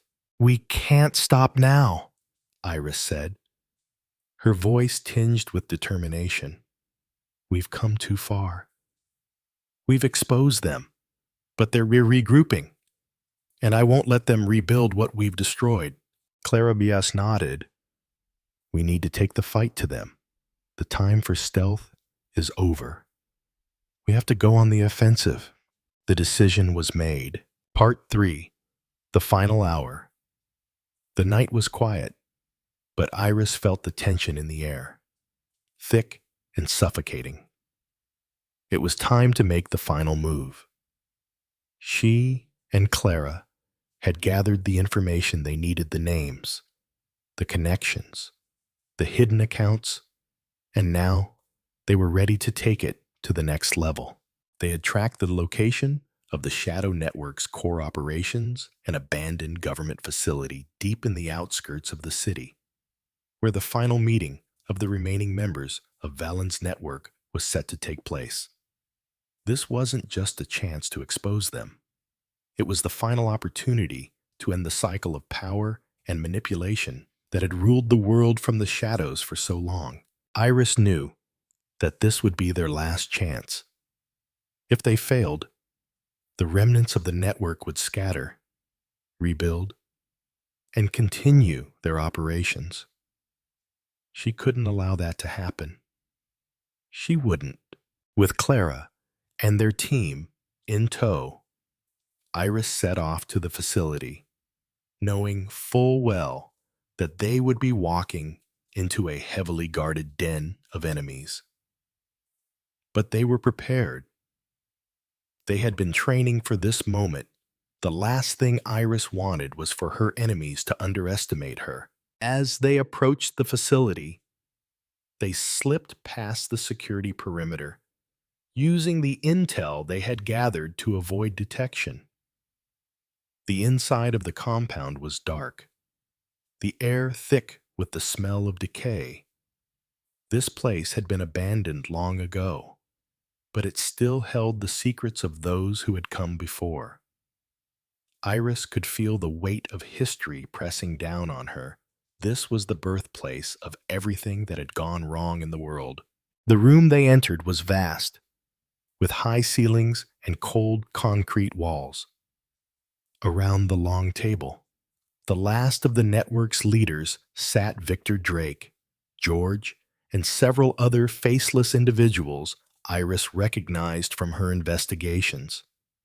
They looked up as Iris and her team entered, their faces betraying no surprise. "You've come," Victor said, his voice smooth and calculated. "I wondered when you would." Iris stood tall, the weight of everything she had uncovered giving her strength. "You thought you could hide behind shadows forever. You thought you could control the world from the darkness, but no more. It ends tonight." Victor chuckled darkly. "You still don't understand, do you? The system is too deeply ingrained. You've exposed us, but you've done nothing to dismantle the power we hold." "Watch me," Iris said, her voice unwavering. "Tonight, you're done." With a signal from Clara, the data they had gathered, documents, recordings, bank accounts, and more, was projected onto the walls of the room for everyone to see. The truth was now undeniable. As the room erupted into chaos, Iris's heart raced. The fight was on, but for the first time in this long battle, she knew she had the upper hand. The darkness could no longer protect them. The truth had come to light, and nothing would stop her from ensuring it stayed there. Part 4. The Final Blow. The confrontation escalated quickly. Iris and her team fought their way through the facility, using every weapon at their disposal to disable the network's last line of defense. The air was thick with tension, but Iris felt a strange calm settle over her This was it, the endgame, as she faced down Victor Drake one last time, his eyes full of cold contempt. She knew this was the moment she had been preparing for. "I thought you were different, Iris," Victor said, his voice bitter. "But you're just like everyone else. You want to tear down the system, but you don't understand that it's already too far gone. There's no way to fix it. You can't change the world." "I'm not trying to change the world, Victor," Iris replied, her voice steady. "I'm just making sure it doesn't stay broken." With that, she made her move, taking down Victor with one swift blow. It was over. The network was gone. And with it, the final remnants of the shadowy system that had controlled the world. Chapter 11. The World. After Part 1. The New Dawn. The dust had settled, but the aftermath of Iris's battle was still unfolding. The world, still reeling from the revelations she had exposed, had entered a period of profound change. Governments scrambled to enact new policies. Public trust in the system had been shaken to its core. And the global elite, who had long manipulated the course of history from the shadows, were now left to pick up the pieces of their broken empire. For Iris, the battle was won, but it wasn't over. The truth had been brought to light. The corrupt system she had been fighting had been dismantled, but now came the harder part: rebuilding. She stood at the threshold of a new world, one she had helped create. But that world was fragile, and the forces that had once been in control weren't about to go down without a fight. In the weeks following the final confrontation, Iris and her team had become a symbol of resistance, but also a target. There were whispers in the halls of power, covert meetings behind closed doors. The people who had once held the reins were now forced to regroup, reassert their influence, and figure out how to regain what they had lost. They hadn't been vanquished. They had simply been exposed, and that made them dangerous. Iris spent her days working with Clara, Anthony, and their growing network of activists, legal experts, and reformists. They knew the road ahead would be long, but they were determined to see the world they had fought for take shape. The foundation of the new system was being built, one based on transparency, accountability, and, most of all, the unwavering pursuit of truth. But as Iris stared out at the world she had helped expose, a nagging question lingered in her mind. Had she done enough? Part 2. The Cost of Truth. The reality of the post-exposure world was not as satisfying as Iris had imagined. While the public celebrated the collapse of the old system, the power vacuum left in its wake was filled with uncertainty. Iris had hoped for a quick resolution, a world where justice was immediate and change was swift, but the truth was far more complicated. The institutions she had once hoped to dismantle had simply gone underground, rebranding themselves in new forms. While some of Valen's associates were arrested and tried, others had slipped through the cracks. Some had used the chaos to their advantage, securing new positions of power in the very systems they had once corrupted. But it wasn't just the remnants of Valen's network that threatened the stability of the world. There were new players in the game, corporations and shadow organizations with their own agendas, working to fill the void. Iris had been prepared for the backlash from Valen's supporters, but she hadn't anticipated how quickly new power structures would rise in their place. In the quiet moments, when the adrenaline of the battle faded, Iris felt the weight of what she had lost, the people she had trusted, the friendships that had been tested, and the sacrifices that had been made. All of it weighed heavily on her. Her sister's death, the revelations that had come to light, the danger she had faced, it had all been part of a larger, more complicated puzzle. But what now? Iris couldn't allow herself to dwell on those questions for too long. There was still work to be done. She and Clara met regularly, discussing strategy and collaborating with international reformists who shared their vision for a more transparent world. Together, they would continue to fight for the truth, not just by exposing corruption, but by building a system that could prevent it from taking root again. Part 3. The Faces and the Shadows. Despite their best efforts, Iris and her team quickly realized that they weren't just up against corrupt elites and shadow organizations, they were facing an ideological war. The collapse of the old system had created a vacuum of power, and not everyone was interested in reform. In fact, many saw the exposure of the elite as a call to seize control for themselves. It became clear to Iris that this was no longer just about exposing corruption. It was about creating a new vision for the future, a vision that went beyond dismantling the old system. She began working on a new initiative, one that would involve the public more directly. She couldn't fight this battle alone, and the only way to make lasting change was to inspire the masses to take action, to engage with the systems that had once kept them passive. One evening, as Iris was deep in thought, her phone buzzed with a message from Anthony. "We need to talk. Urgent." Iris hesitated for a moment before responding. She had grown accustomed to Anthony's presence in her life, but there was always an underlying tension.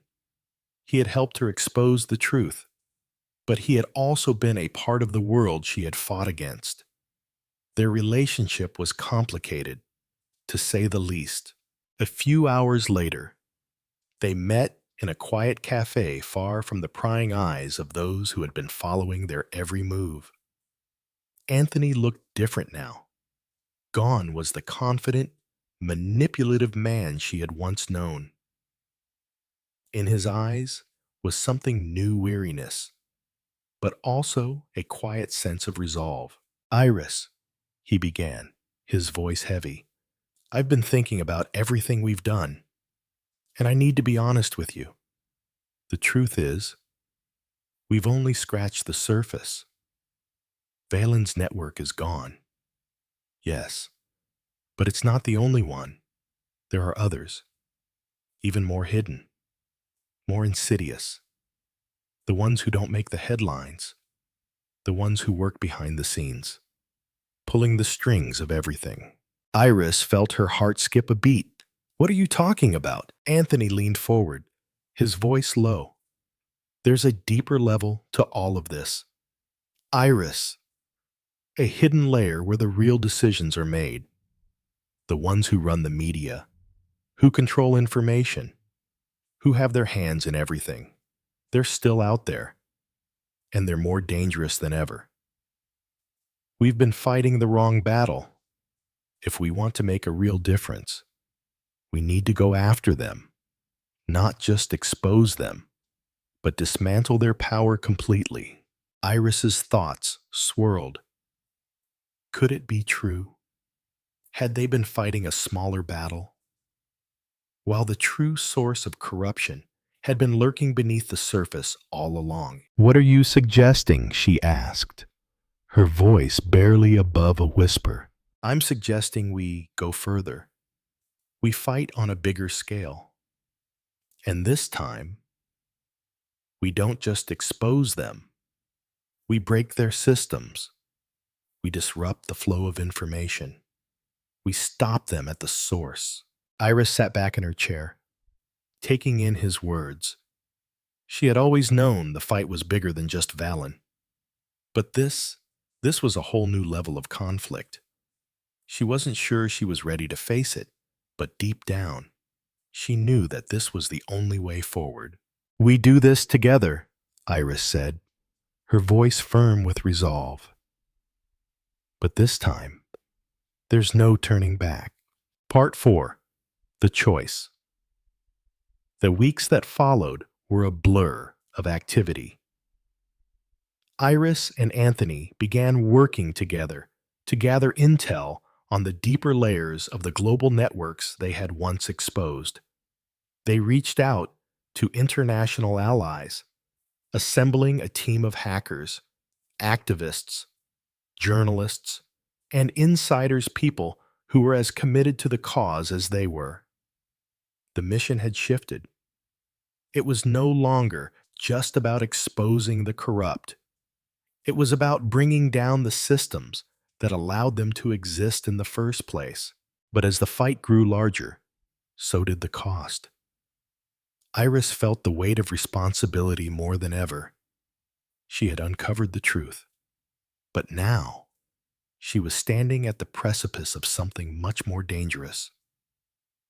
The battle she was preparing for wasn't just about taking down powerful men. It was about confronting the very fabric of the system that had created them. And in that moment, Iris understood something. The fight wasn't just about the past. It was about the future. The world had changed, but so had she. The girl who had once been lost in the shadows of her sister's life was now a force to be reckoned with. She wasn't just exposing the truth anymore.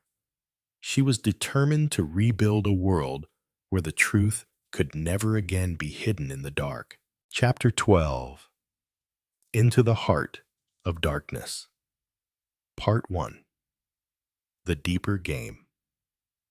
The world had shifted, and Iris could feel the weight of that change bearing down on her. After the exposure of Valen's network, a sense of unfinished business hung over her like a cloud.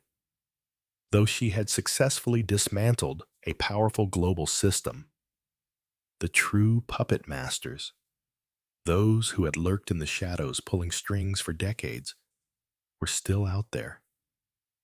The fight for justice hadn't ended. It had merely taken a new form. Iris had spent the last few weeks assembling a team, but the further she delved, the more she realized how deep this conspiracy ran. The true power players were hidden in the very fabric of global society. Media moguls, corporate giants, politicians with ties going back centuries. They operated as a collective, bound by their shared interest in controlling not just wealth, but information itself. It was a force far more insidious than anything she had uncovered with Valen. "Are you ready?" Anthony's voice cut through her thoughts, his gaze steady and purposeful as he stood across from her in the makeshift command center they had set up. Iris didn't answer immediately. She was too focused on the map before her, which was covered with names, dates, and locations. It looked like a tangled web of chaos, but Iris saw patterns within the chaos. Every line, every connection was another piece of the puzzle. They were close now, so close to uncovering the final piece of the network. "I'm ready," Iris said finally, her voice firm. "We've been following the wrong leads. This isn't just about one network. We need to strike at the heart of the system." Clara, standing nearby, nodded in agreement. "We've traced the final layer of control. It leads to a consortium, a group of people who've been shaping policy, media, even global movements for decades. They're the ones who made sure people like Valen rose to power. If we go after them, we'll finally end this." Anthony looked at Iris with a quiet intensity. "This is the final phase. After this, there's no turning back. Iris swallowed hard. The weight of his words settled over her. She had never imagined that exposing Valen's network would lead her here, to the heart of a system so deeply entrenched that it almost seemed untouchable. But she had come too far to stop now. The world needed this revolution. She needed it. "We do this now," Iris said, her voice resolute. "The truth has been buried long enough. Let's finish it." Part 2. The Final Convergence. Their target was a remote, heavily guarded facility located on the outskirts of the city. It wasn't just an office complex. It was the command center for the consortium, where the decisions that shaped global markets and policies were made. The leaders of this secret group, Iris knew, had been operating for years behind closed doors, never once being held accountable for their actions.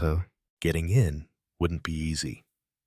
The building was fortified, its walls lined with security measures designed to keep prying eyes out. But Iris and her team had spent months preparing for this moment. They had everything they needed: surveillance data, insider information, and a plan. As they arrived at the facility, the tension was palpable. This would be their last opportunity to stop the men and women who had manipulated the world for so long. Iris knew the risk. This mission was high stakes, and failure was not an option. "Let's move," Iris said, leading the team into the shadows. Their movements were swift, coordinated. They were ready. The building loomed ahead, its exterior cold and imposing. The team moved like ghosts, using every tool they had at their disposal to bypass security checkpoints and disable the systems that stood between them and their target. When they reached the inner sanctum, Iris's heart pounded in her chest. She could feel the presence of the enemy all around them, the pulse of power still emanating from the walls. This was it. "Clara, we've got one shot," Iris whispered into her comms. "Are the systems in place?" "I'm ready," Clara's voice crackled back. "As soon as you expose them, I'll take over the broadcast. It's all or nothing." Iris took a deep breath, steeling herself for the confrontation ahead. They had the data, the truth about the consortium's role in everything, from the manipulation of global finance to the control of the media. If they exposed it, the world would see the men who had been pulling the strings, hidden in plain sight for far too long. They moved into the central command room, where the leaders of the consortium were gathered. The moment the doors opened, the group turned to face them. Victor Drake, George, Ruth Lessing, and several others Iris recognized as key players in the world's power structures stood before her. The atmosphere in the room was thick with tension, the air charged with the knowledge that their world was about to come crashing down. "Welcome, Iris," Victor said, his voice smooth but laced with an edge of anger. "I've been expecting you." "You should have expected me sooner," Iris replied coldly, her gaze unwavering. "This is over.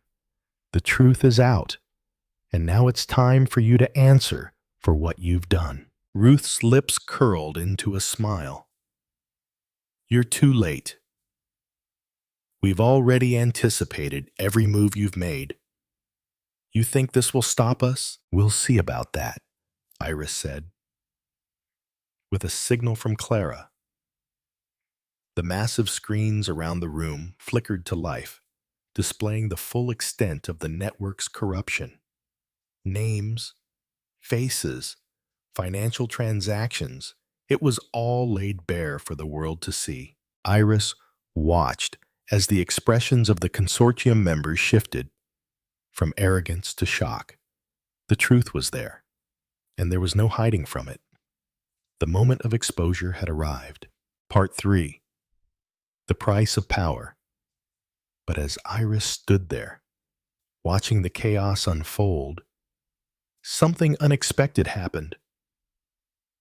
The leader of the consortium, a man Iris had never met before, but who had been pulling strings in the background, stepped forward. His face was calm, almost serene, but his eyes held a glint of something darker, something Iris had not anticipated. "You think you've won, but you're wrong," he said, his voice calm, almost too calm. "You've exposed us, yes, but that doesn't mean we're done. The system we've built is too powerful. You're just one person. Iris, you think the world is ready to tear it all down. It's a dream, nothing more." Iris felt a pang of fear. The man wasn't just a figurehead. He was the mastermind behind everything. And what he said struck at the heart of her fears. She had exposed them. Yes, but their system ran deep. Could she really tear it all down? "No system is invincible," Iris said firmly, steeling herself against the fear that had momentarily taken root. "You've built this empire on lies. But lies don't last. People are waking up, and when they do, they won't stop until the truth is the only thing left standing." The man's face remained unreadable. "We'll see, Iris, we'll see." But before he could say more, the room erupted in chaos. The security systems failed, and the building began to tremble. The broadcast went live, and the entire world was watching as the final members of the consortium were exposed. But as the system began to crack, so did the foundation of the network that had built it. Iris and her team made their way out of the building, their mission complete. They had done it. The truth was out, and nothing could stop it now. Part 4. Rebuilding. With the consortium exposed and their power shattered, Iris and her team turned their focus to rebuilding the systems that had been destroyed. But the fight wasn't over. There would always be new forces lurking in the shadows. And Iris knew that the road ahead would require constant vigilance. Yet, for the first time, Iris felt a sense of peace. The world was far from perfect, but it was no longer controlled by the shadows. It was a new dawn, a world where the truth could no longer be buried. As she stood on the balcony of the newly established headquarters for their movement, watching the sun rise over the city, Iris knew that the battle had been hard fought, but the fight for truth, for justice, and for the people had been worth it. The road ahead was uncertain, but one thing was clear. Iris Marl had become the beacon of a new world, a world where the light of truth would shine, no matter the darkness that sought to conceal it. Chapter 13. New Beginnings. Part 1. The Ripple Effect. The days following the exposure of the consortium were filled with a sense of both triumph and uncertainty. The truth had been broadcast across the globe, and the dominoes began to fall rapidly.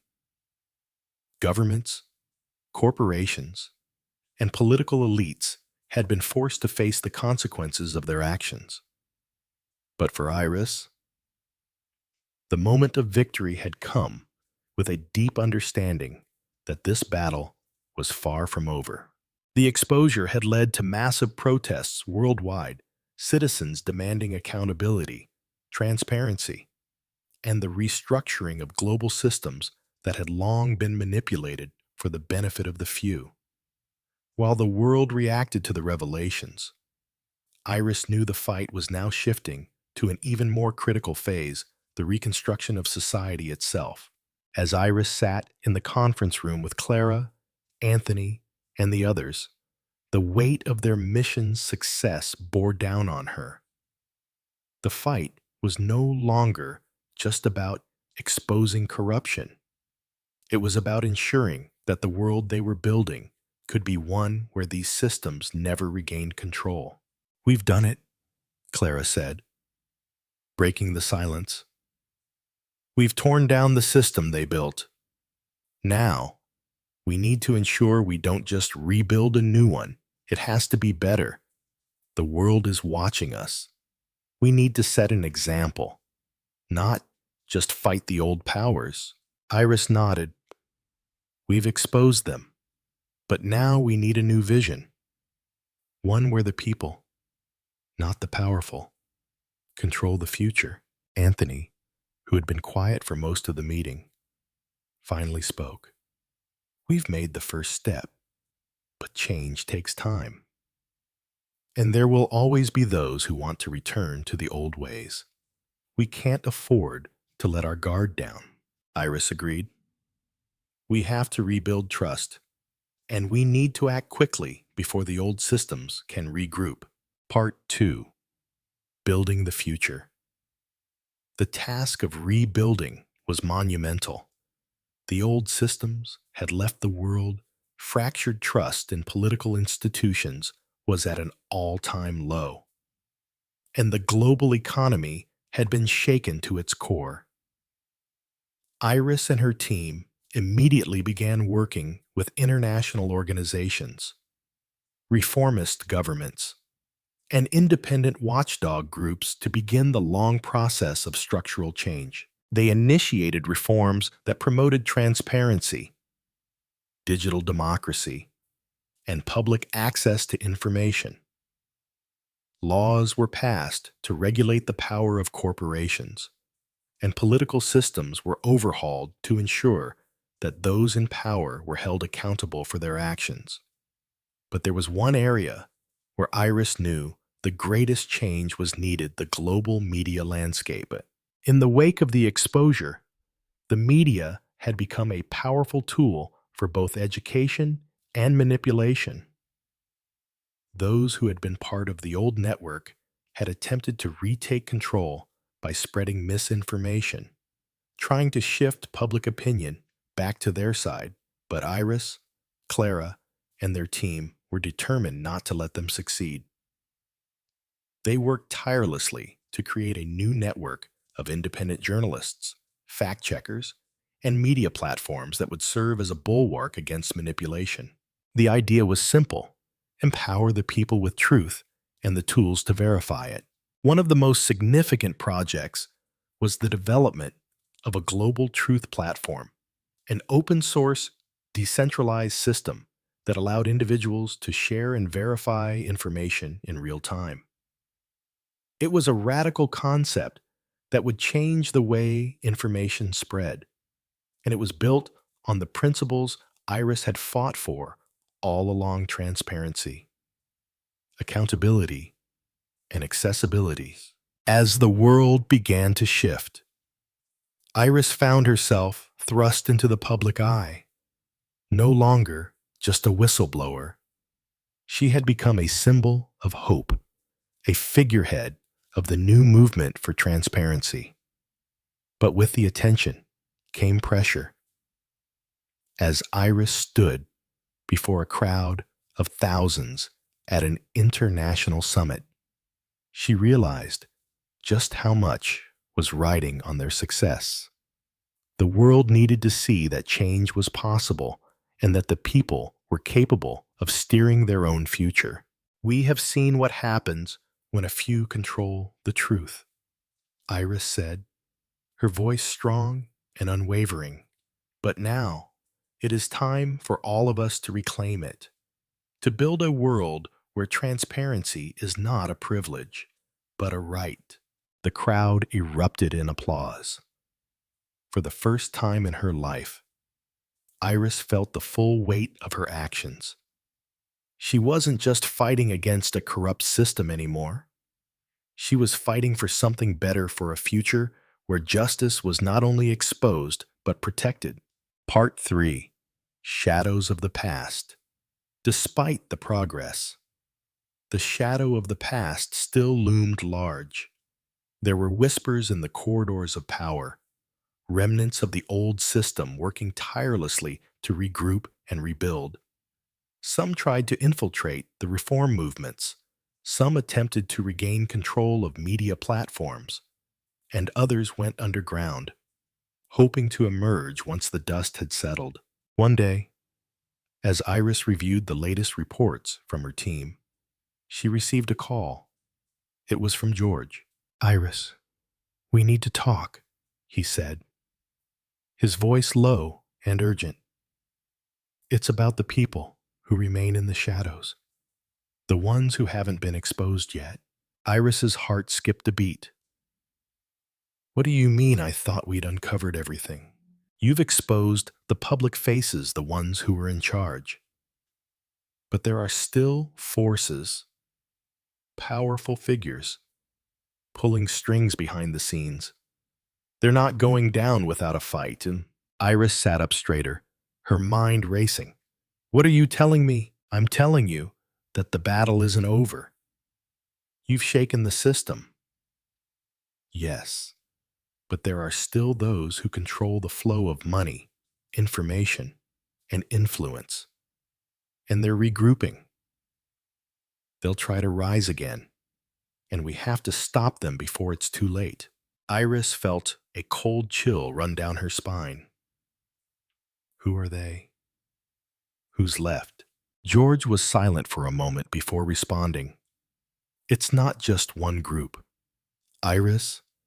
It's a network of powerful individuals who have always been able to stay hidden. And they're more dangerous than you realize.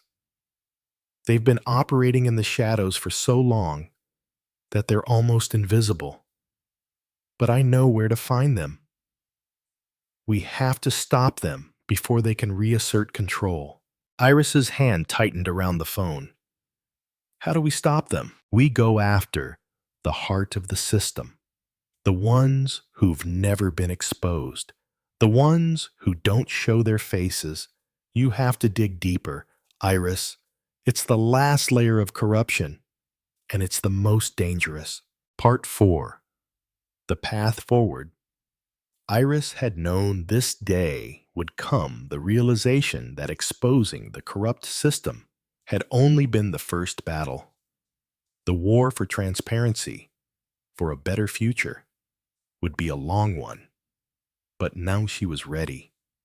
She had come so far, and the world had changed. But the fight wasn't over. She had a new mission to uncover the invisible powers, the ones who had operated in the shadows for so long, and ensure they could never regain control. She called a meeting with Clara, Anthony, and their closest allies, bringing them up to speed on what George had told her. The plan was set into motion. They would go after the deep-rooted, hidden forces that had evaded capture for so long. It wouldn't be easy, and the risks would be higher than ever. But Iris was ready to face whatever came next. "Let's finish this," Iris said, her voice resolute. The journey was far from over, but Iris Marl knew one thing for certain. She would never stop fighting for a world where truth could no longer be hidden in the shadows. Chapter 14. Into the Abyss. Part 1. The hunt begins. Iris knew that exposing the corruption of the past was just the beginning. The shadowy forces that had controlled the world's systems from behind the scenes were not easily vanquished.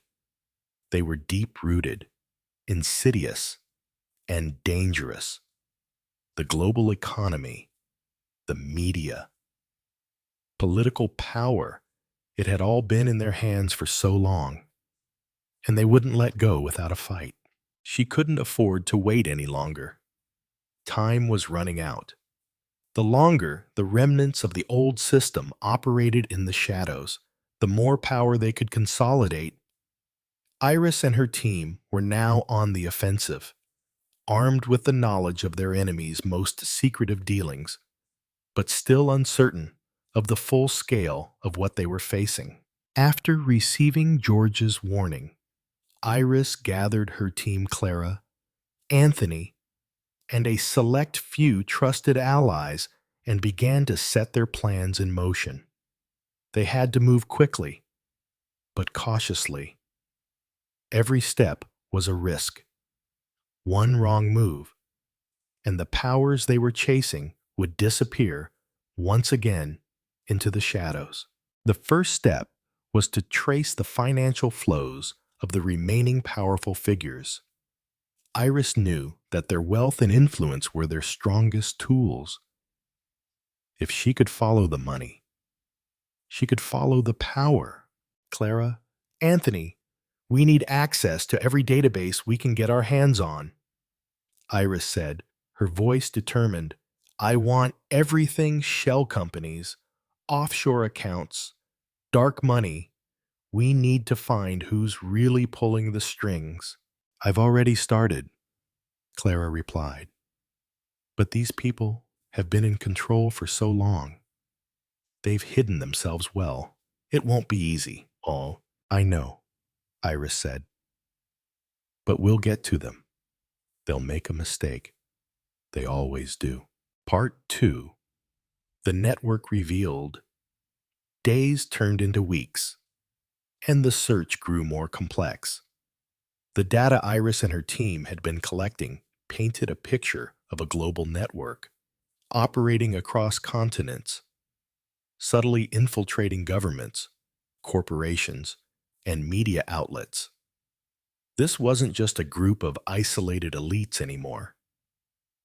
It was a collective, a shadow government that spanned borders and industries, its reach seemingly limitless. Each breakthrough felt like a victory. But with every new piece of information came a greater understanding of the magnitude of what they were up against. The deeper they dug, the more they realized just how far the rot ran. But there were moments of clarity, moments when the pieces of the puzzle seemed to snap into place. And one such moment came when Anthony brought a lead to the table. I found something, he said one evening, his voice tinged with excitement. One of their financial backers, an anonymous backer. But the trail leads straight to someone who hasn't been on our radar yet. Iris leaned in, her eyes narrowing. Who? The name is Jonathan Hales, Anthony replied.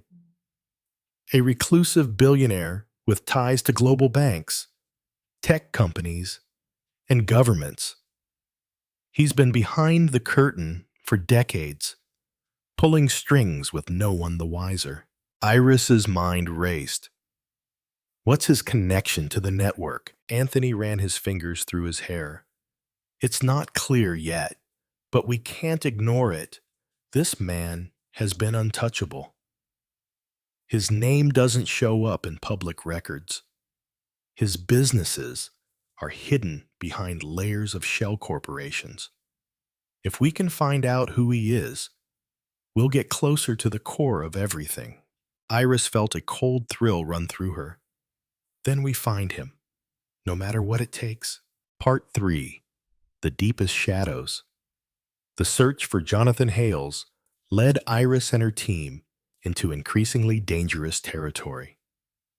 They spent weeks tracking every lead, following a trail that led to even more anonymous backers, shadowy financiers, and powerful individuals who had remained hidden for decades. Each discovery felt like another layer of the conspiracy being peeled back, but also like another wall being built in front of them. Hales was elusive. Every attempt to gain access to his financial records, to infiltrate his network, was met with resistance. His empire was so well guarded that it seemed almost untouchable. Every time Iris thought they had a lead, it turned out to be a dead end, or worse, a trap. But Iris knew they couldn't stop now. This was the final piece. If they could uncover who Jonathan Hales was and, more importantly, what he stood to gain, then they would be able to strike at the heart of the system once and for all. "Clara, Anthony, we need to escalate," Iris said one night, frustration creeping into her voice. "We can't keep doing this piecemeal. If we want to bring this man down, we need to go after his power, directly his influence, his connections." Clara's voice crackled through the comms. "I've been tracking him from every angle. Iris, I've found something, an old network, one of his previous businesses. It's still active, but it's off the books hidden." Iris's eyes widened. "Where is it?" "Underground," Clara replied, her tone grim. "It's a black market operation. It's where all his dirty money flows through. If we can infiltrate it, we'll find everything we need, but we need to move quickly. We're running out of time." Part 4. The Infiltration. The plan was set into motion. Iris and her team infiltrated the underground network, using the information Clara had uncovered. It was risky. They had to move fast. There was no telling how long they had before Hales or his associates realized they were being targeted. As Iris and Anthony snuck into the facility, the adrenaline pumping through their veins, she couldn't shake the feeling that they were finally reaching the heart of the darkness. The building was hidden beneath the city, an abandoned warehouse surrounded by layers of security, both digital and physical. But Iris had been prepared for this. They had studied the blueprints, mapped out every guard, every camera. Nothing was left to chance. The moment they entered, Iris felt the weight of the operation's true scale. They were surrounded by vaults, encrypted servers, holding the stolen data and illicit transactions that Hales had used to maintain his empire. This was the heart of it all. "Get ready," Iris whispered. "This is where we end it." They made their way deeper into the facility, their movements calculated and silent. Every step brought them closer to the truth. Finally, after what felt like an eternity, they reached the central control room. Iris approached the main terminal, her fingers flying over the keyboard as she decrypted the files. Every piece of information they needed was right in front of her. But as she accessed the last set of data, a chilling realization washed over her. There was more, much more. Hales wasn't just an anonymous financier. He had connections to governments, to military leaders, and even to global organizations. He was the final piece of the puzzle. The one man who had remained in the shadows until now. As Iris downloaded the final set of files, the alarms blared, and the facility locked down. They had been discovered. Part 5. The Escape. The building began to shake, the lights flickering as security systems activated around them. It was a race against time now. The files were in their hands, but the only way out was through a maze of guards and locked doors. "Iris, we need to move," Anthony urged, his voice tight with urgency. "Now." But Iris wasn't ready to leave yet. She quickly uploaded the data to an encrypted server, ensuring that the information would be exposed no matter what happened to them. With one last look at the facility, Iris sprinted down the hallway, Anthony close behind. They barely made it out before the compound exploded in a blinding flash of light, the facility collapsing into chaos. They escaped, but the fight was far from over. Hales and his network would stop at nothing to regain control, and the shadows were still lurking. But Iris knew one thing for certain: they had struck at the heart of the darkness, and no matter what came next, she would never stop fighting for the truth. Chapter 15. The Calm Before the Storm. Part 1. Exposed. The information Iris and her team had uncovered in the underground facility was explosive, far more than they had ever anticipated. Jonathan Hales was not just a financier.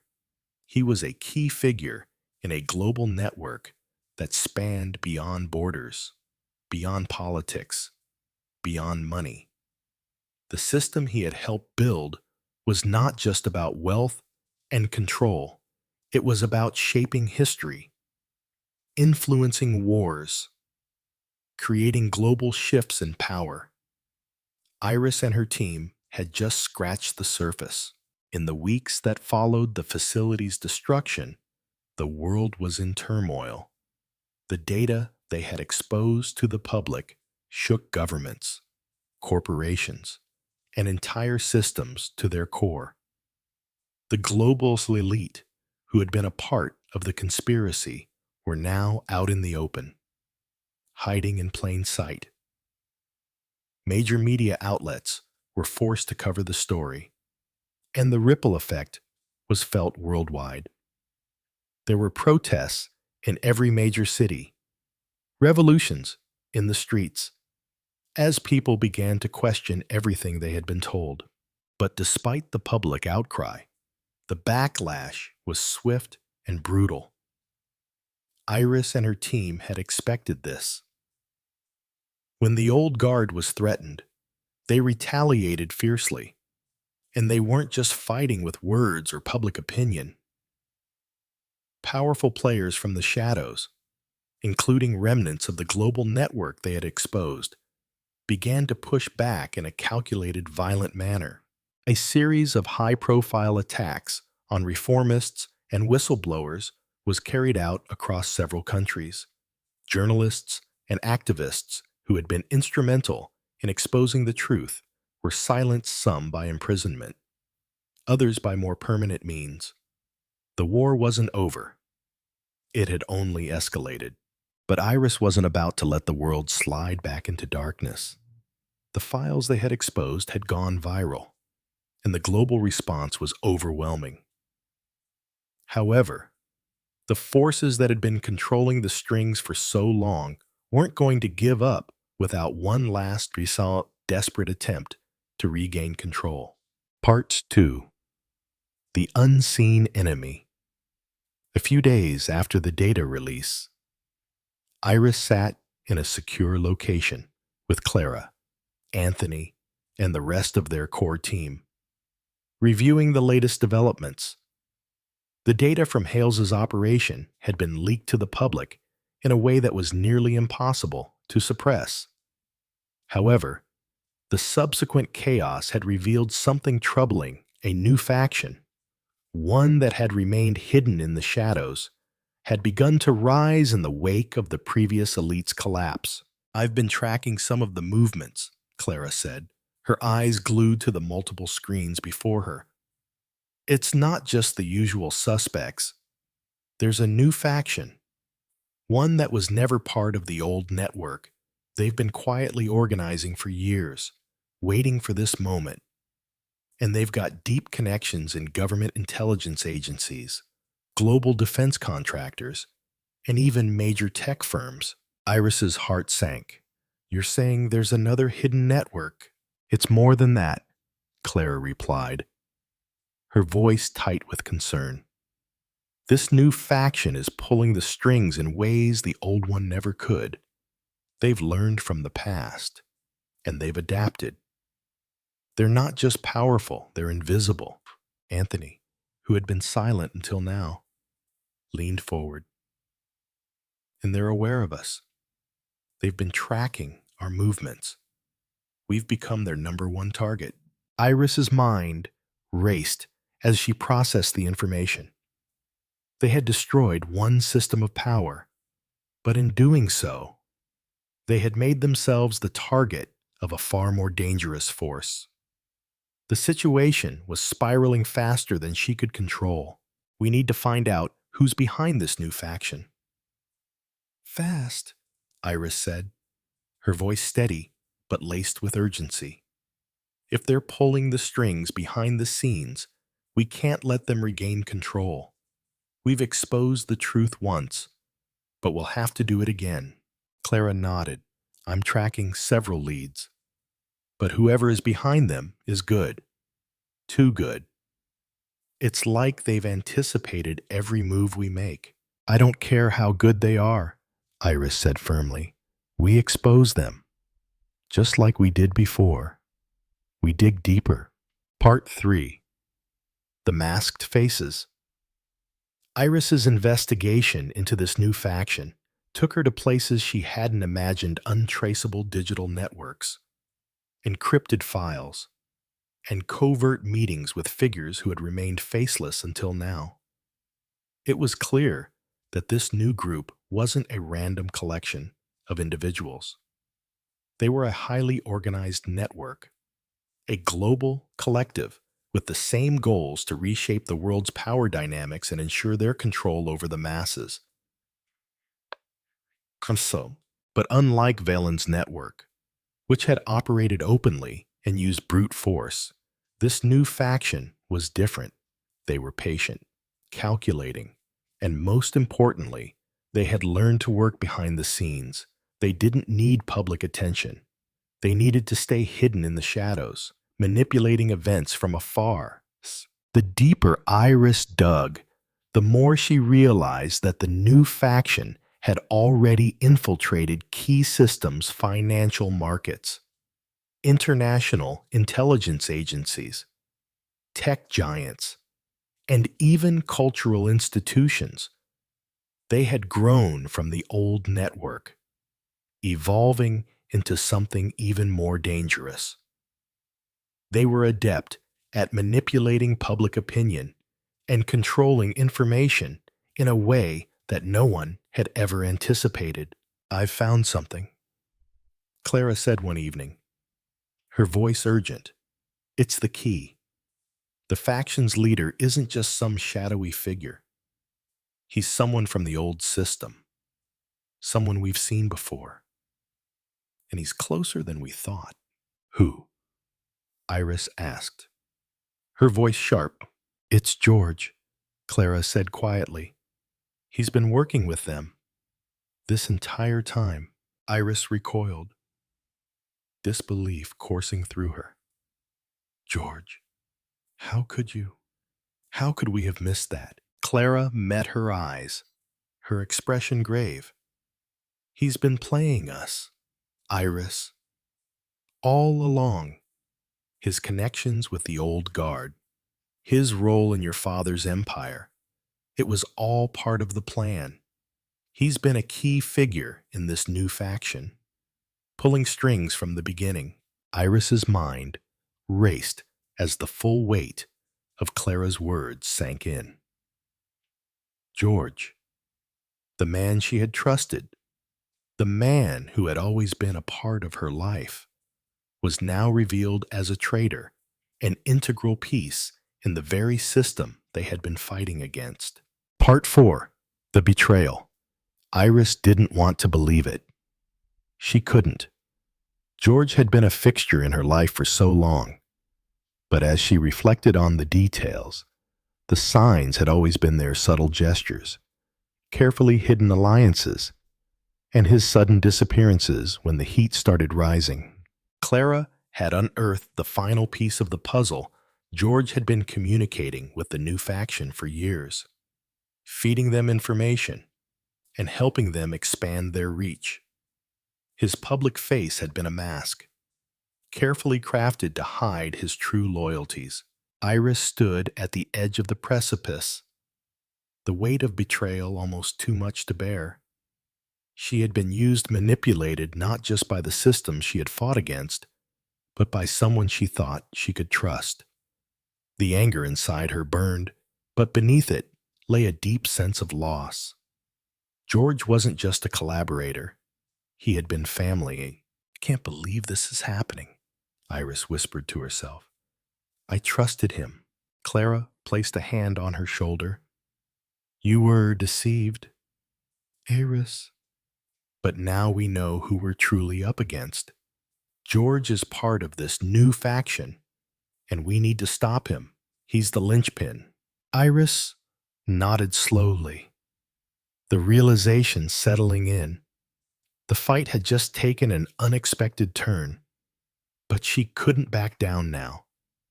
She had to confront George and the faction he was working with, no matter the personal cost. I won't let them destroy everything we fought for, Iris said, her voice filled with resolve. We go after George. We expose him for who he really is. Part 5. The final countdown. With the pieces of the puzzle finally in place, Iris and her team prepared for the final confrontation. George had played his cards well, but now they knew his true allegiances. It was time to take him down and dismantle the new faction once and for all. As Iris stood in front of the mirrors, readying herself for what was about to unfold, she realized that this was the moment that would define everything. This battle wasn't just about exposing corruption. It was about reclaiming control of the future. The shadows that had controlled the world were about to face the light. Chapter 16. The Final Betrayal, Part 1. Confronting the Shadow. The truth hung in the air, thick and suffocating. George, the man Iris had trusted, had betrayed her, not just her, but the entire world. The betrayal cut deeper than any of the previous deceptions she had uncovered. The anger she felt was raw, but there was something more beneath it, a sense of grief. George had been part of her life for so long, his presence as steady as the sun. And now, that very sun had turned into an enemy. We have to stop him, Iris said, her voice steady despite the storm inside. We need to expose George for who he really is and dismantle everything he's built. Clara, Anthony, and the rest of the team gathered around the table. The weight of what lay ahead pressed on them all. They knew what George represented, not just a traitor, but a leader of the faction that had risen from the ashes of the old system. Stopping him meant taking down the entire shadow network, the final hidden layer of power that had remained untouched for so long. The plan was set into motion quickly. Information gathered from the underground operation led them to a hidden location, one of the last remaining safe houses used by the new faction. It was an isolated mansion on the outskirts of the city, guarded and fortified. They couldn't afford to be seen, but they knew that time was running out. If they didn't act now, George and his allies would regain control, and everything they had fought for would be lost. Clara, can you track their movements? Iris asked as she adjusted her gear. Already on it, Clara replied. I've hacked into their security systems. We have a small window to move in. Anthony looked at Iris. Are you sure you're ready for this? You know how deep this goes. George won't go down easily. Iris met his gaze, her eyes filled with a quiet, determined fire. I've been ready for this since the moment I uncovered the first layer of their system. This ends tonight. Part 2. Infiltrating the heart. The mansion loomed ahead, its dark silhouette standing out against the dim night sky. It looked like a fortress, its high gates and barbed wire giving the impression of a place built to keep people out, or perhaps to keep them in. Iris could feel the weight of the mission pressing down on her as she led the team toward the entrance. They moved in silence, using every trick they had learned over the past months to evade detection. The mansion was well guarded, but they had the element of surprise on their side. They made their way through the shadows, bypassing cameras and guards as they approached the inner sanctum, the room where George and the remaining members of the faction were waiting. Inside, the air was thick with tension. George sat at the head of a long table, surrounded by key figures from the Shadow Network. Iris recognized a few of them, men and women who had once been part of the old elite, now working to rebuild their empire. Their faces were a mixture of arrogance and fear, as if they knew the walls were closing in around them. Iris and her team burst into the room, weapons drawn, their presence causing a ripple of shock and fear among the gathered figures. "Don't move," Iris commanded, her voice cold and authoritative. George stood up slowly, his expression unreadable. "I knew this day would come," he said, his voice calm but laced with bitterness. "You really thought you could tear down everything we've built. You've been nothing but a pawn in a game far bigger than you understand." Iris's heart pounded in her chest. The man she had once trusted was now standing before her as an enemy. But there was no time for hesitation. "You've made your choice, George," she said, her voice firm. "And now it's over." George's eyes flickered with something regret, perhaps, or recognition, but he didn't back down. Instead, he motioned to the others in the room. "Do you think I'm the only one in charge here? You think taking me down will stop this? It's bigger than you. Iris, you're up against forces that you can't even begin to comprehend." Iris stepped forward, her resolve unwavering. "It's over. You can run, hide, or try to fight. But the truth is out. Your system is exposed, and the world won't let you rebuild it." Part 3. The Unraveling. Just as the tension in the room reached its peak, an unexpected sound echoed through the mansion, a loud, resounding crash. The security systems that had been protecting the faction's secrets began to fail. One by one, Clara had done her part. The entire mansion's communications were now compromised, and every attempt at a counterattack would be futile. But George didn't flinch. He had expected this. He had planned for it. "You're not getting out of here." "Iris," he said, his voice rising with fury.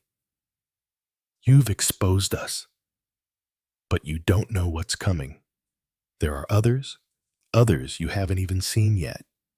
This is just the beginning.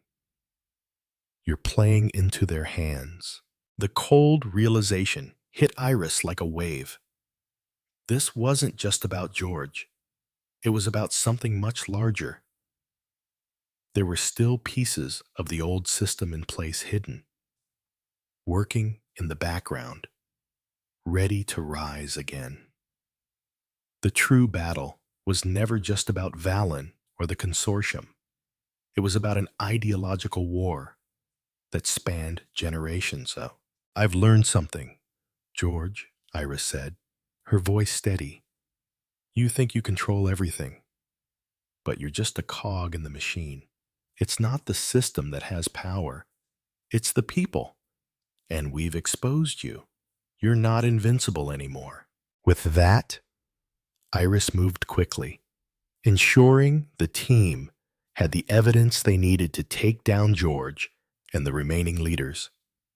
The data they had gathered, the recordings, and the files were now in the hands of the right people, those who could finish what Iris had started.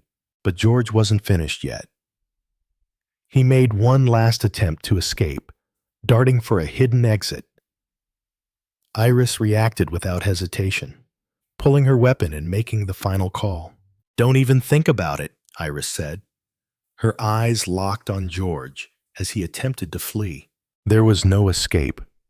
George had lost. Part 4. A New World. The final confrontation with George marked the end of one era and the beginning of another. The remaining factions of the old system were exposed, their plans for global dominance thwarted. The truth had finally triumphed, but it came at a steep cost. Iris knew that the battle was over, but the war for justice, transparency, and true freedom was just beginning. With George arrested and the data safely in the hands of global watchdog organizations, Iris stood on the balcony of the new headquarters, watching as the world began to recover from the storm that had shaken it to its core. But this wasn't the end. It was a new beginning, a beginning where the truth was the most powerful weapon. And the people who had been silenced for so long now had a voice. She wasn't done.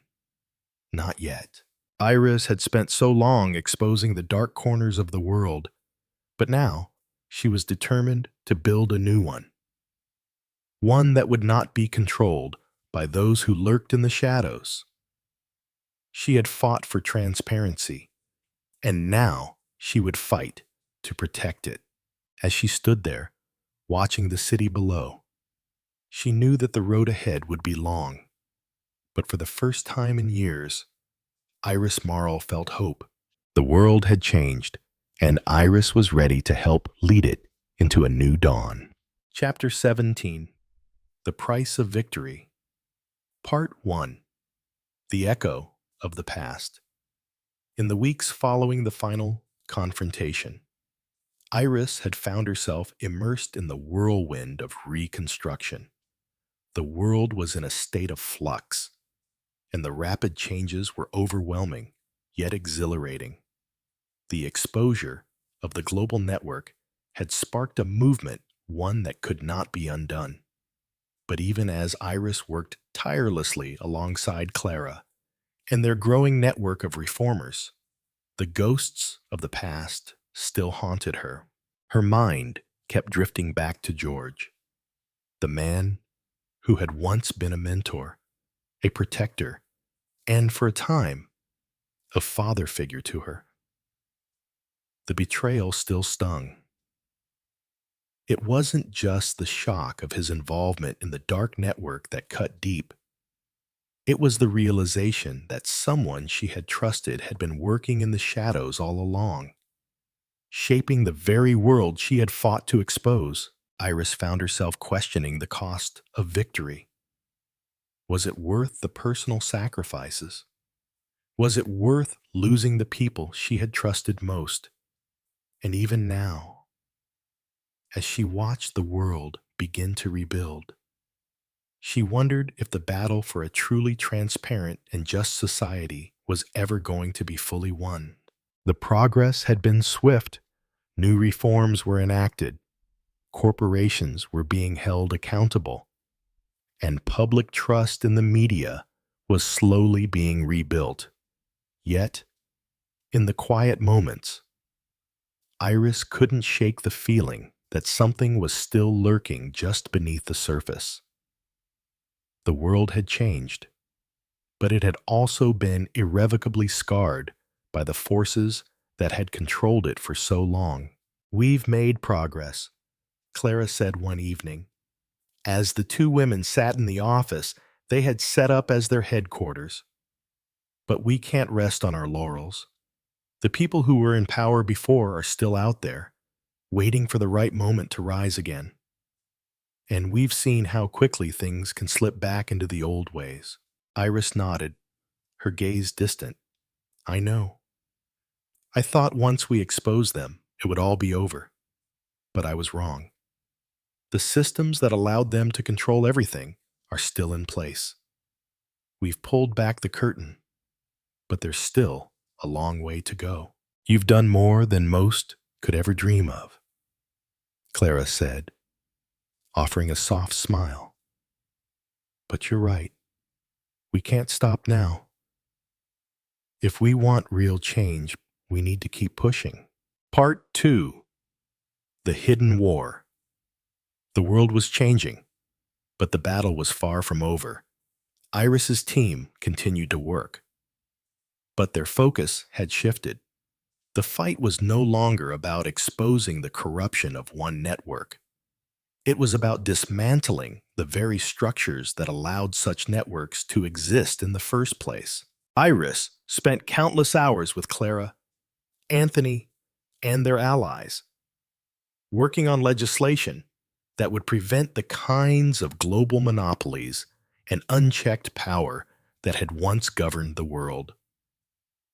They were pushing for the establishment of a global truth commission, one that would investigate and expose corruption on an international scale, holding the powerful accountable no matter their position. But even as they took steps to create a more just world, they faced opposition from unexpected places. Former allies who had once stood with them were now speaking out against the reforms.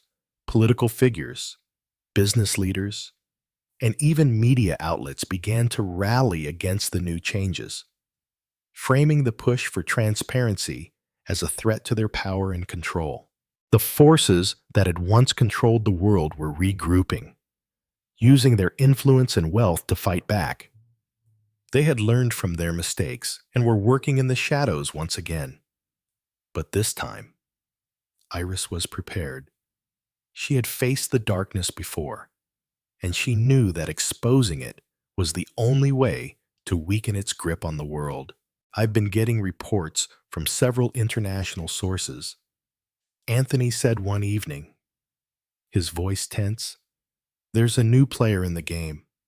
They're moving quickly, infiltrating governments, businesses, and even the media. It's like they've learned everything from the old system, but they're more subtle, more careful. Who are they? Iris asked, her mind already calculating the next steps. I'm not sure yet, Anthony replied, but I found a few leads. We'll need to dig deeper. Follow the money. Iris clenched her fists. It never ends. Does it? No, Anthony replied, his eyes grim. But it's worth fighting for. We can't let them take control again. Part 3. The Cost of Knowledge. The next few months passed in a blur of investigations, counter-investigations, and strategic planning. Iris and her team were on the offensive, but the fight felt like it was being waged on multiple fronts. They had exposed the global network, but there were still many untold stories, hidden figures, and unbroken systems that needed to be uncovered. Every time they pushed forward, it felt like the shadows pushed back harder. One night, as Iris reviewed the latest data with Clara, a troubling thought crossed her mind. Do you ever wonder if we're doing enough? Iris asked, her voice soft with uncertainty. We've exposed so much, but I still feel like we're fighting a losing battle. Clara looked at her, her expression understanding. I've wondered that too. It's hard to believe in progress when the systems we're fighting against are so deeply ingrained. But we've made more of a difference than anyone ever thought possible. That's something to hold on to. Iris looked out the window, the city lights stretching below her like a river of stars. I just wonder if we've been playing into their hands all along. Every step we take, they're always a few steps ahead. Clara stood beside her, offering a reassuring presence. It's a fight, Iris, and some battles take longer than others. We're not fighting for just one moment. We're fighting for the future. And that's something no one can take away. Iris nodded, but the doubt still lingered. She had seen the world change before her eyes. But there were too many forces in play, too many powerful figures who would stop at nothing to maintain their grip on control. We've made progress, Iris said, her voice firm with renewed resolve. But it's not over. Not until every last bit of corruption is exposed and dealt with. We'll keep pushing, no matter what. Part 4. The Final Push. In the following weeks, Iris and her team focused their efforts on dismantling the final remnants of the global network. They traced more money trails, uncovered more hidden figures, and exposed more of the covert operations that had been silently manipulating world events. The deeper they dug, the more they realized just how vast the conspiracy truly was. But this time, there were no more secrets. The final step was about to begin, a worldwide summit, which would bring together reformists, political leaders, and activists from around the globe. Had been planned. Iris knew that this summit would be a turning point. It would either solidify the changes they had fought for or be hijacked by those who still sought to control the world. Clara, Anthony, and Iris worked tirelessly to ensure that the summit would be a success. They brought in experts, activists, and whistleblowers from every corner of the world. The goal was clear: to create a unified, global movement for transparency, democracy, and justice. On the eve of the summit, Iris stood in the conference hall, watching as the leaders from around the world prepared to meet. This was the culmination of everything they had worked for, but it was also the beginning of something much bigger. For the first time in years, Iris felt a sense of peace. She had fought, bled, and lost too much. But now, with the world watching, she knew that their efforts would not be in vain. The truth was the most powerful weapon the world had. And with it, they could build a future where nothing could stay hidden in the shadows again. Chapter 18. The Unseen Hand. Part 1. The Summit. The summit was underway. A gathering of the brightest minds, the most committed activists, and the most powerful figures in the movement for transparency and global reform. Leaders from around the world had convened in one place, ready to take part in shaping a new era, one that Iris and her team had worked tirelessly to bring to fruition. The summit wasn't just about speeches and policies. It was a moment of reckoning for the world. After the years of corruption, deceit, and control, it was a chance to finally turn the page. But Iris knew that no matter how bright the future seemed, there were still forces lurking in the background, forces that would stop at nothing to maintain the old ways. Iris, we're ready to begin, Clara said, her voice filled with purpose as she entered the room, where Iris stood, gazing out the window at the city below. The media channels are set. All the major networks are tuned in. This is the moment. Iris nodded slowly, absorbing the weight of the moment. She had fought for this day for so long, but now that it was here, a sense of unease had settled in. The global network they had fought to dismantle might have been fractured, but the power they wielded was not easily extinguished. The forces that had been in control for decades would not simply give up. I can't shake the feeling that we're walking into a trap, Iris admitted, turning away from the window. Clara's expression softened. I know, but we've come too far to back down. This is our best chance to bring about real change.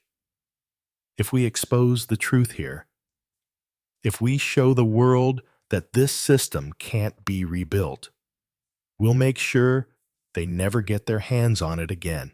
Iris took a deep breath. We need to make sure that happens, no matter what. Part 2. The Hidden Resistance.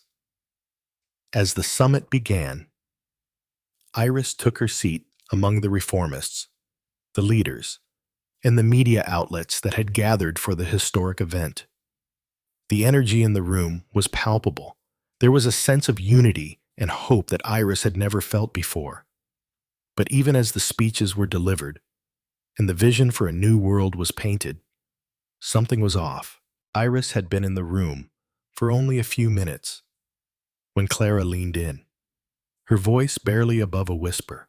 Iris, I've been tracking some unusual activity. There are individuals here I didn't expect. People who shouldn't be here. Iris furrowed her brow. Who? Clara hesitated. Some of the names I'm seeing aren't just from the old system. They're from the new faction.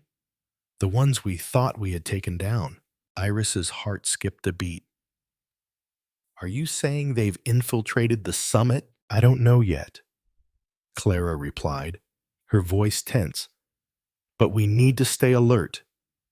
This could be their final play to regain control. The words sent a chill down Iris's spine. After everything they had done, after everything they had exposed, the fight was not over. It was just beginning. Part 3. The Unraveling. As the summit progressed, Iris kept her eyes open, scanning the room for anyone acting out of place. She spoke with leaders, activists, and allies. But the nagging feeling that something was wrong wouldn't go away. Her gut told her that the summit, which should have been a symbol of triumph, was being manipulated from the shadows. It wasn't until later in the evening, as the final panel discussion was underway, that Iris got confirmation. She had just finished speaking to a group of international journalists when she saw one of the individuals Clara had mentioned earlier, Victor Drake. Iris's heart sank. Victor had been a key player in the old system and had been exposed during the campaign against the Valen. Seeing him here, in the heart of the summit, was both a shock and a warning. What is he doing here? Iris muttered to herself. She moved quickly, finding Clara and pulling her aside. He's here, Victor Drake. He's part of the network. Clara, he's working with the new faction. Clara's face paled as she processed the information. This is bad. Iris, he's not just here as an observer. He's part of the game. He's here to sabotage this entire summit. I can't believe it, Iris said, her voice shaking with the realization. We thought we were safe. We thought we'd exposed everything. But they've been planning this all along. Iris's mind raced. If Victor was here, then the others weren't far behind. The new faction hadn't just infiltrated the summit. They had orchestrated it. This entire event was a facade, a carefully constructed plan to regain control of the movement and its future. Part 4. The Reveal. It didn't take long for Iris to confirm what she had feared. As the summit continued, Victor Drake and several others began subtly influencing the discussions. They diverted attention away from real reforms, focusing instead on flawed compromises that would allow the old systems of control to persist under the guise of progress. Iris knew that they couldn't let the summit end like this. If the new faction succeeded in taking control now, everything they had fought for would be lost. The movement would be hijacked, and the world would return to the same system of power. corruption, and manipulation that had ruled it for centuries. Without hesitation, Iris moved to the center of the room. Stepping onto the stage, the audience, still listening to the panel, turned to her in surprise. "I need to speak," Iris said, her voice cutting through the noise. "The summit, as you've been told, is a moment of great change. But what you haven't been told is that this event has been infiltrated. The forces we've been fighting against are here, hiding behind a mask of reform." A murmur swept through the crowd, and Iris could see the confusion and shock on their faces. She continued, her voice steady but full of conviction. "Victor Drake, one of the key figures who has been manipulating global systems for years, is in this room right now, and he's working with those who want to take control of this movement and twist it into something that benefits only them. But we won't let that happen. Not after everything we fought for." She pointed directly at Victor, who was sitting at the back of the room, his face stone cold.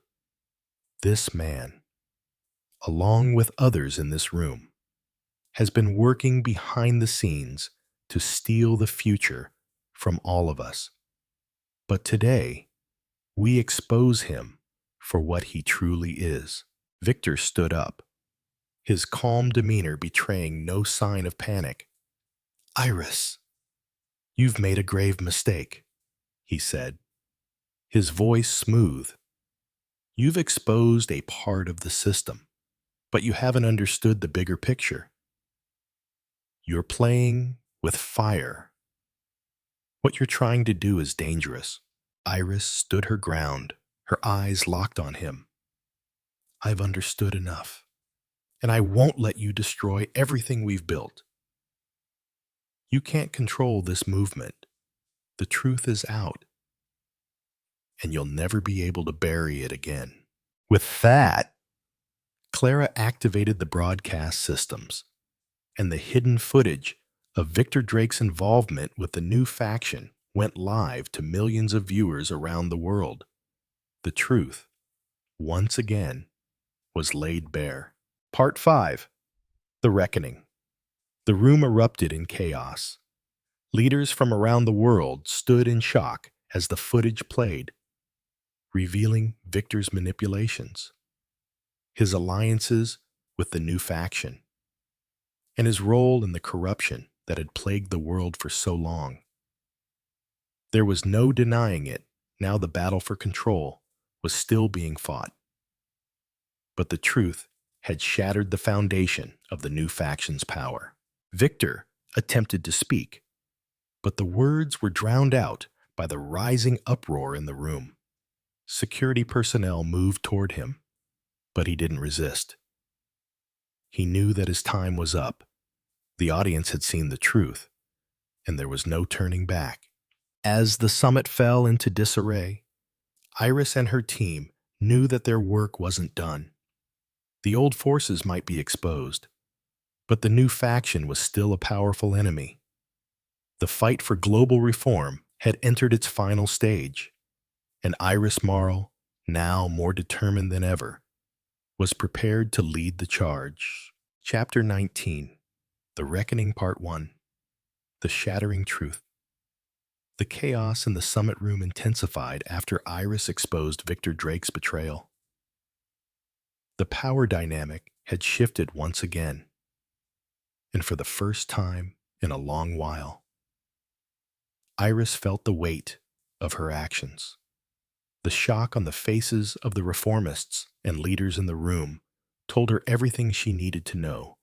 This was a pivotal moment, one that would define the course of history. Victor Drake, once a symbol of the old order, was now a man exposed, his manipulations laid bare for the world to see. Security moved swiftly to apprehend him, but there was no need to chase him. The evidence against him was overwhelming. He had been orchestrating the very thing he had warned against, an attempt to restore the power of the old system under the guise of reform. But even as Victor was taken away, Iris couldn't shake the feeling that this was only the beginning. The global reaction had been explosive. Media outlets were already reporting on the summit's collapse, and protests were erupting across cities worldwide. The call for further reform had never been stronger, but deep down, Iris knew that this was merely the first battle in a much larger war. "We've done it," Clara said, her voice a mix of exhaustion and relief. "We exposed them, the new faction, the hidden powers. They're out in the open now." Iris stood at the center of the stage, her heart still racing. "Yes, but this war isn't over yet. They'll fight back. They'll do whatever it takes to reassert control." Anthony approached, his face serious. "Iris, you're right, but the momentum is on our side now. The people have seen the truth. The global networks are waking up. We need to keep pushing." Iris turned to face him, her resolve hardening. "We can't stop now. We've exposed the corruption, but we still need to rebuild. This summit, this movement can't be hijacked again." Part 2. The Global Uprising. In the wake of the summit's exposure, the world was plunged into a wave of political and social upheaval. Governments that had been complicit in the global power structures began to face mounting pressure. There were calls for elections, for new systems of accountability, and for the removal of those who had been part of the corrupt systems Iris and her team had worked so hard to expose. But even as the movement for change gained momentum, Iris knew there were those who would try to suppress it. The remnants of the old faction weren't just lurking in the background, they were actively plotting, seeking to regain control by any means necessary. Clara, Anthony, and Iris worked day and night to ensure the momentum didn't fade. They coordinated with grassroots movements, established new platforms for transparent governance, and worked with independent journalists to ensure that the public remained informed and engaged. The truth had been exposed, but the battle to keep it in the light was ongoing. "I've been getting reports from global sources," Clara said one evening, as the team gathered around a large table covered in maps and data. "The protests are spreading. People are demanding accountability, but the old systems are pushing back. There's still a lot of resistance from political leaders who are afraid of losing their grip." "I expected that," Iris replied, her voice firm. "But we can't let them stop us. This is the moment to push forward. The public is ready for change. We need to ensure they have the tools to make it happen." Anthony nodded. "We can't afford to let the opposition regroup.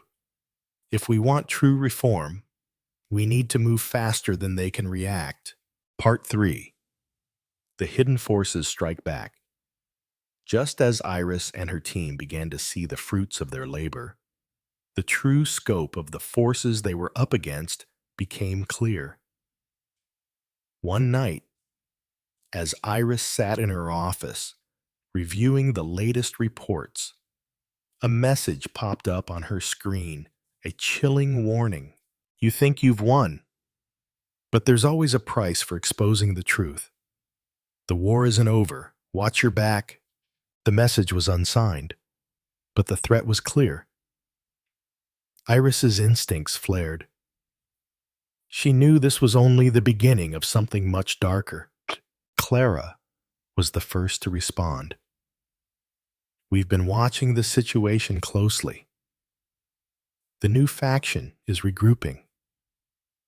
And they're not just focusing on global politics, They're targeting us directly. I knew this wouldn't be easy, Iris said, a grim resolve settling over her. They'll try to destroy everything we've built, but we've exposed them, and we have the people behind us. That's true, Anthony replied, his voice steady. But we can't underestimate them. They have resources, and they've been planning this for years. They won't go down quietly. Iris turned to her team, the weight of what lay ahead settling heavily on her shoulders. We've made it this far, and we won't stop now. We have to stay ahead of them. If they want to fight, we'll fight harder. Part 4. The final assault. Iris's fears proved to be true. Over the next few days, a coordinated series of cyber attacks began to cripple their communications and operations. Their media platforms were hacked, their financial resources drained, and several key members of their team were targeted. It became clear that the remnants of the old faction were regrouping, using every tool at their disposal to fight back. But Iris refused to back down. We've been through worse, she said to Clara and Anthony as the team gathered in their makeshift war room. We've exposed them. We've shown the world who they really are. Now it's time to finish this. Clara nodded, her eyes filled with determination. We need to go on the offensive. If we can track their movements, we can strike back before they do. Iris leaned forward, her fingers tapping the table. We'll infiltrate their networks, expose every connection. If they think they can erase us, they're wrong. We're going to expose them for good. The team worked feverishly, using every resource they had to track the faction's hidden movements. They launched counterattacks, infiltrating secure networks, gathering intelligence, and exposing the links between the faction and the remaining power structures. It wasn't easy. They were up against an enemy that had been operating for decades, but they had one advantage: the truth. Part 5. The final victory. Weeks passed, and the battle between the old forces and the reform movement reached its peak. The new faction had tried everything to silence Iris and her team's cyber attacks, physical threats, and political pressure, but nothing could stop the truth from coming to light. With each strike, the public's support for Iris's cause only grew stronger. In a final push, Iris and her team discovered the location of the faction's last stronghold, an offshore facility where the remaining leaders of the network were preparing to make their final stand. It was a place where the last pieces of their operation were hiding. But Iris knew that they couldn't afford to let them escape. I've got the location, Clara said, her voice steady. We can take them down, once and for all. The team moved swiftly, infiltrating the facility and exposing the last remaining leaders. As the global broadcast went live, the remaining faction leaders were arrested, and their secrets were laid bare for the world to see. For Iris, the victory was bittersweet. The battle was over, but the cost had been high.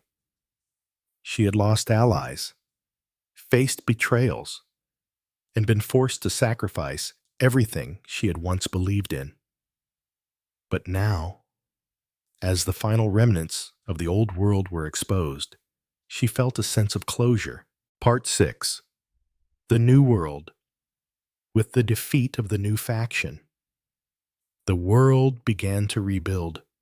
It wasn't perfect. There was still work to be done, still systems to be overhauled, but the foundations were solid.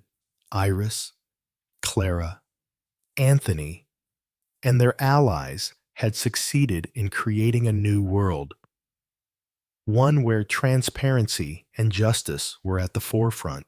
Iris stood at the balcony of the newly established Global Council building, looking out at the city below. The fight had been long, but it was worth it. The world was different now, and though there were still challenges ahead, Iris knew that change was possible. The truth had won, and with it, a new future. Chapter 20. The Legacy of the Truth, Part 1. The Way to Progress. The dust had finally settled, but Iris knew that the victory had come at a steep price. The remnants of the shadowy faction had been exposed, their web of power and manipulation shattered. The reforms they had fought for were beginning to take root, and a new global movement was starting to form. But even as the world began to rebuild, Iris couldn't escape the lingering sense of uncertainty. The truth had won, but at what cost? Sitting in the quiet of her office, Iris looked out at the city skyline, her thoughts racing. The truth was out. The corrupt systems had been broken down, but the forces they had fought against were not easily defeated. They had exposed the system, but could they change it forever? Was the new world they had fought so hard for truly sustainable, or was it simply a temporary shift? "We did it," Clara said, her voice breaking through Iris's thoughts as she walked into the room. "The data's been archived. The laws are being passed. We've set the foundation for a real, transparent global system. People are actually listening now." Iris didn't turn around. She could hear the hope in Clara's voice, but something still weighed heavily on her chest. "I know, but this isn't over." "Clara, not yet. They may have been exposed, but those who are in power are still out there. The systems they created are still in place. We've shaken the foundation, but it's not enough to make the world safe from the kind of manipulation that nearly destroyed us." Clara stepped closer, her gaze softening. "You're still carrying the burden, aren't you? The weight of everything. I get it. I feel it too. But we've won. Iris, we've made history. There are people who believe in what we've done. The systems we're building are going to work, as long as we keep pushing." Iris nodded slowly but didn't respond. Her mind drifted to the faces of those she had lost along the way, people who had fought alongside her, only to be swept away by the tidal wave of power and corruption. Rosemary, Anthony, and George. The faces of betrayal and loss still lingered in her heart. But then, a small voice interrupted her reverie. "Iris, it's time to speak." Part 2. The Call to Action. The invitation had come unexpectedly. A global summit this time. Not just a gathering of reformers and activists, but of those who had once been part of the old system, now standing as allies. It was the first step in the formal reconstruction of a world based on transparency, cooperation, and equality. Iris had been asked to speak her moment in the limelight. The world wanted to hear her thoughts on the future, on what they had learned from the past, and how they would prevent history from repeating itself. As she stepped onto the stage, the bright lights flashing down on her, Iris felt the weight of expectation bearing down on her. The eyes of the world were watching.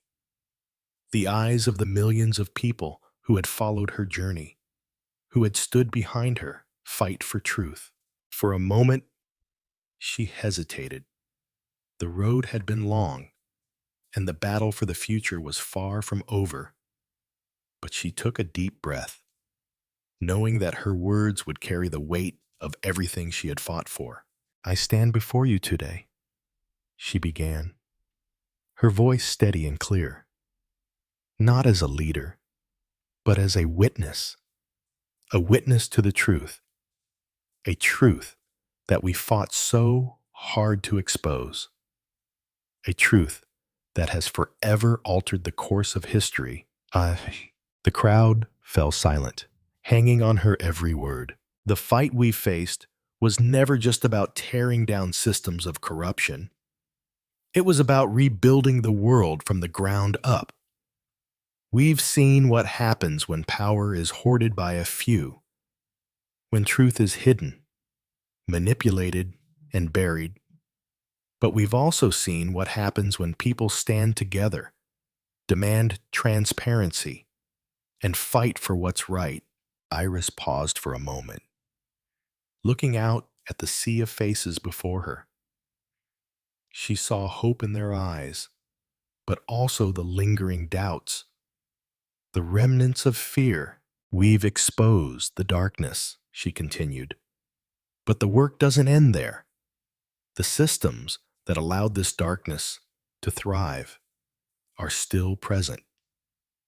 They've been hiding in plain sight, waiting for the right moment to strike again.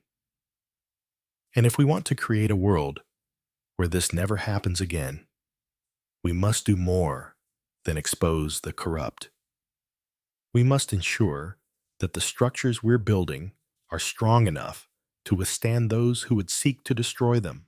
Iris's voice grew firmer as she spoke, her conviction carrying through the air.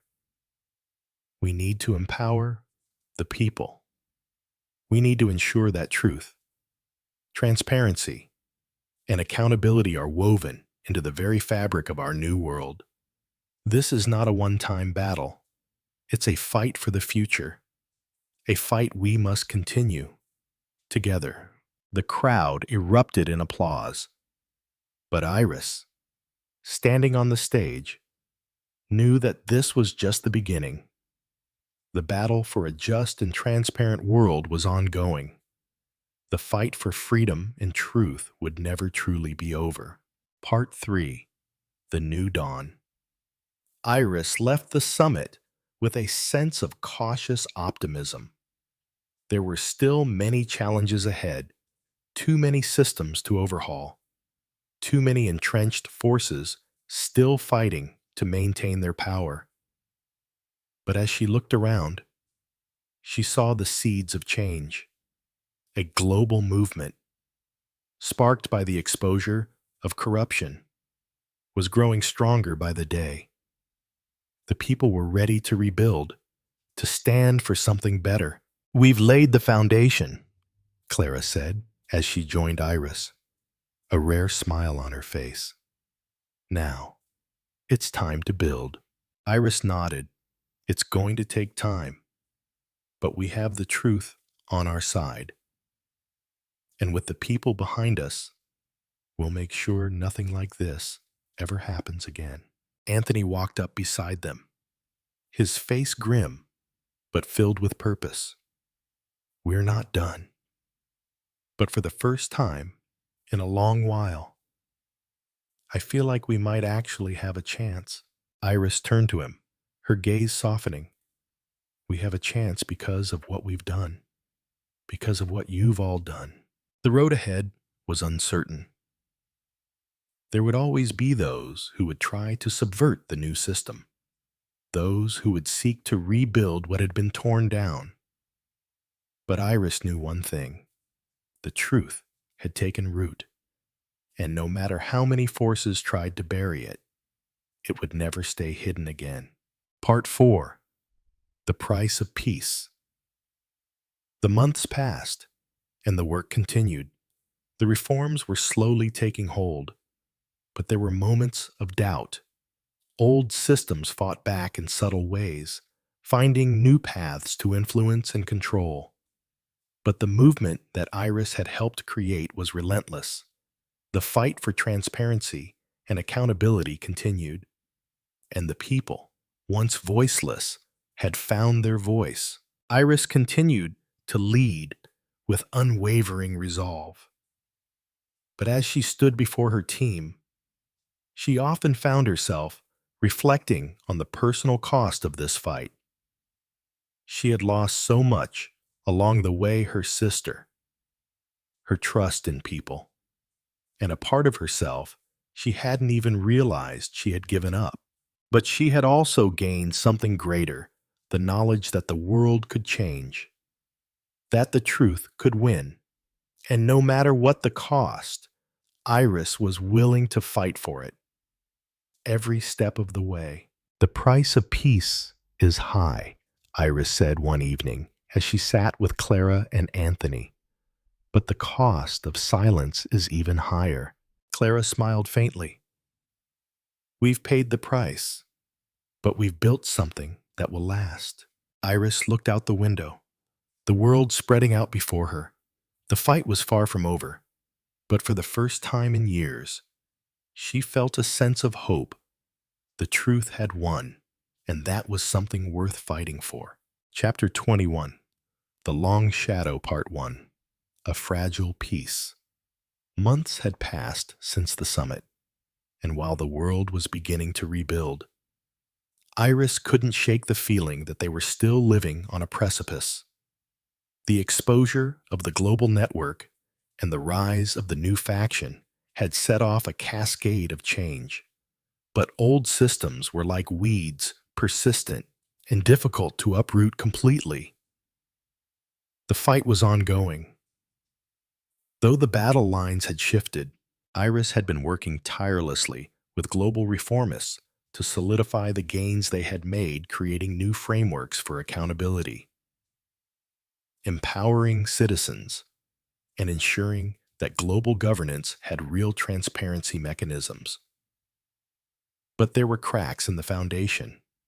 Political leaders still fought tooth and nail to regain the power they had lost, using every tool at their disposal: misinformation, corporate influence, and most dangerously, violence. As Iris sat in her office one evening, reviewing the latest progress reports, the door opened, and Clara stepped in, her expression unreadable. "Iris, we need to talk," Clara said, her voice low, a slight tension in her posture. "There's something you need to see." Iris set down the file she was reading and looked at Clara. "What is it?" Clara walked over, pulling up a new data feed on her tablet.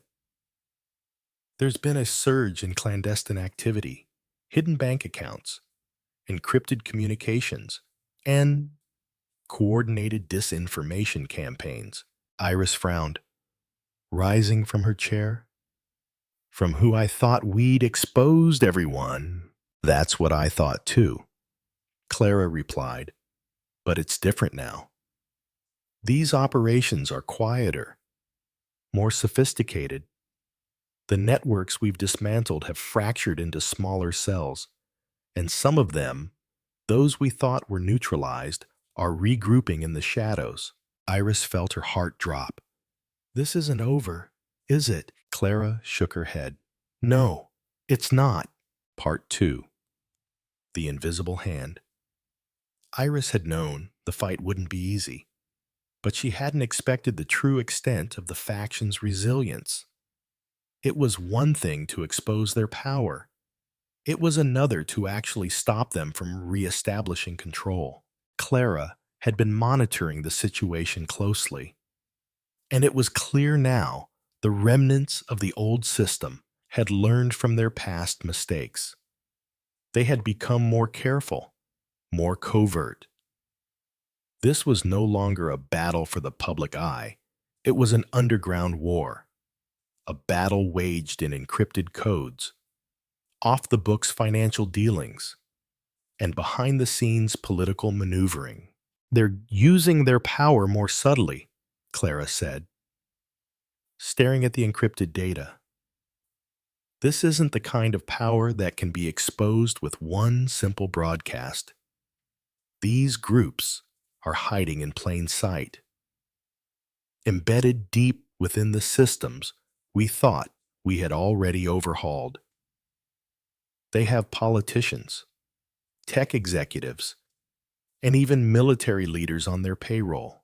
Iris was silent for a moment, processing the information. The fight for transparency was far from over. If anything, it had just entered a new phase, a quieter, more insidious one. "We'll track them down," Iris said finally, her voice hard with determination. "We've exposed their methods before. We'll do it again. I think we need to be smarter this time," Clara replied cautiously. "These groups are going to be more resistant. We can't rely on the same methods of exposure." "We'll adapt," Iris said, pacing the room. "But we don't have much time. If they're regrouping, they're already planning their next move." Part 3. The Web of Deceit. Over the next several weeks, Iris and her team worked in secret, gathering intelligence and tracking down leads. They infiltrated encrypted networks, dug through financial records, and reached out to allies and governments, intelligence agencies, and corporate watchdog groups. But every step they took was met with fierce opposition. And the closer they got to the heart of the new faction, the more resistance they encountered. It wasn't just that the old power structures were hiding, they were actively fighting back.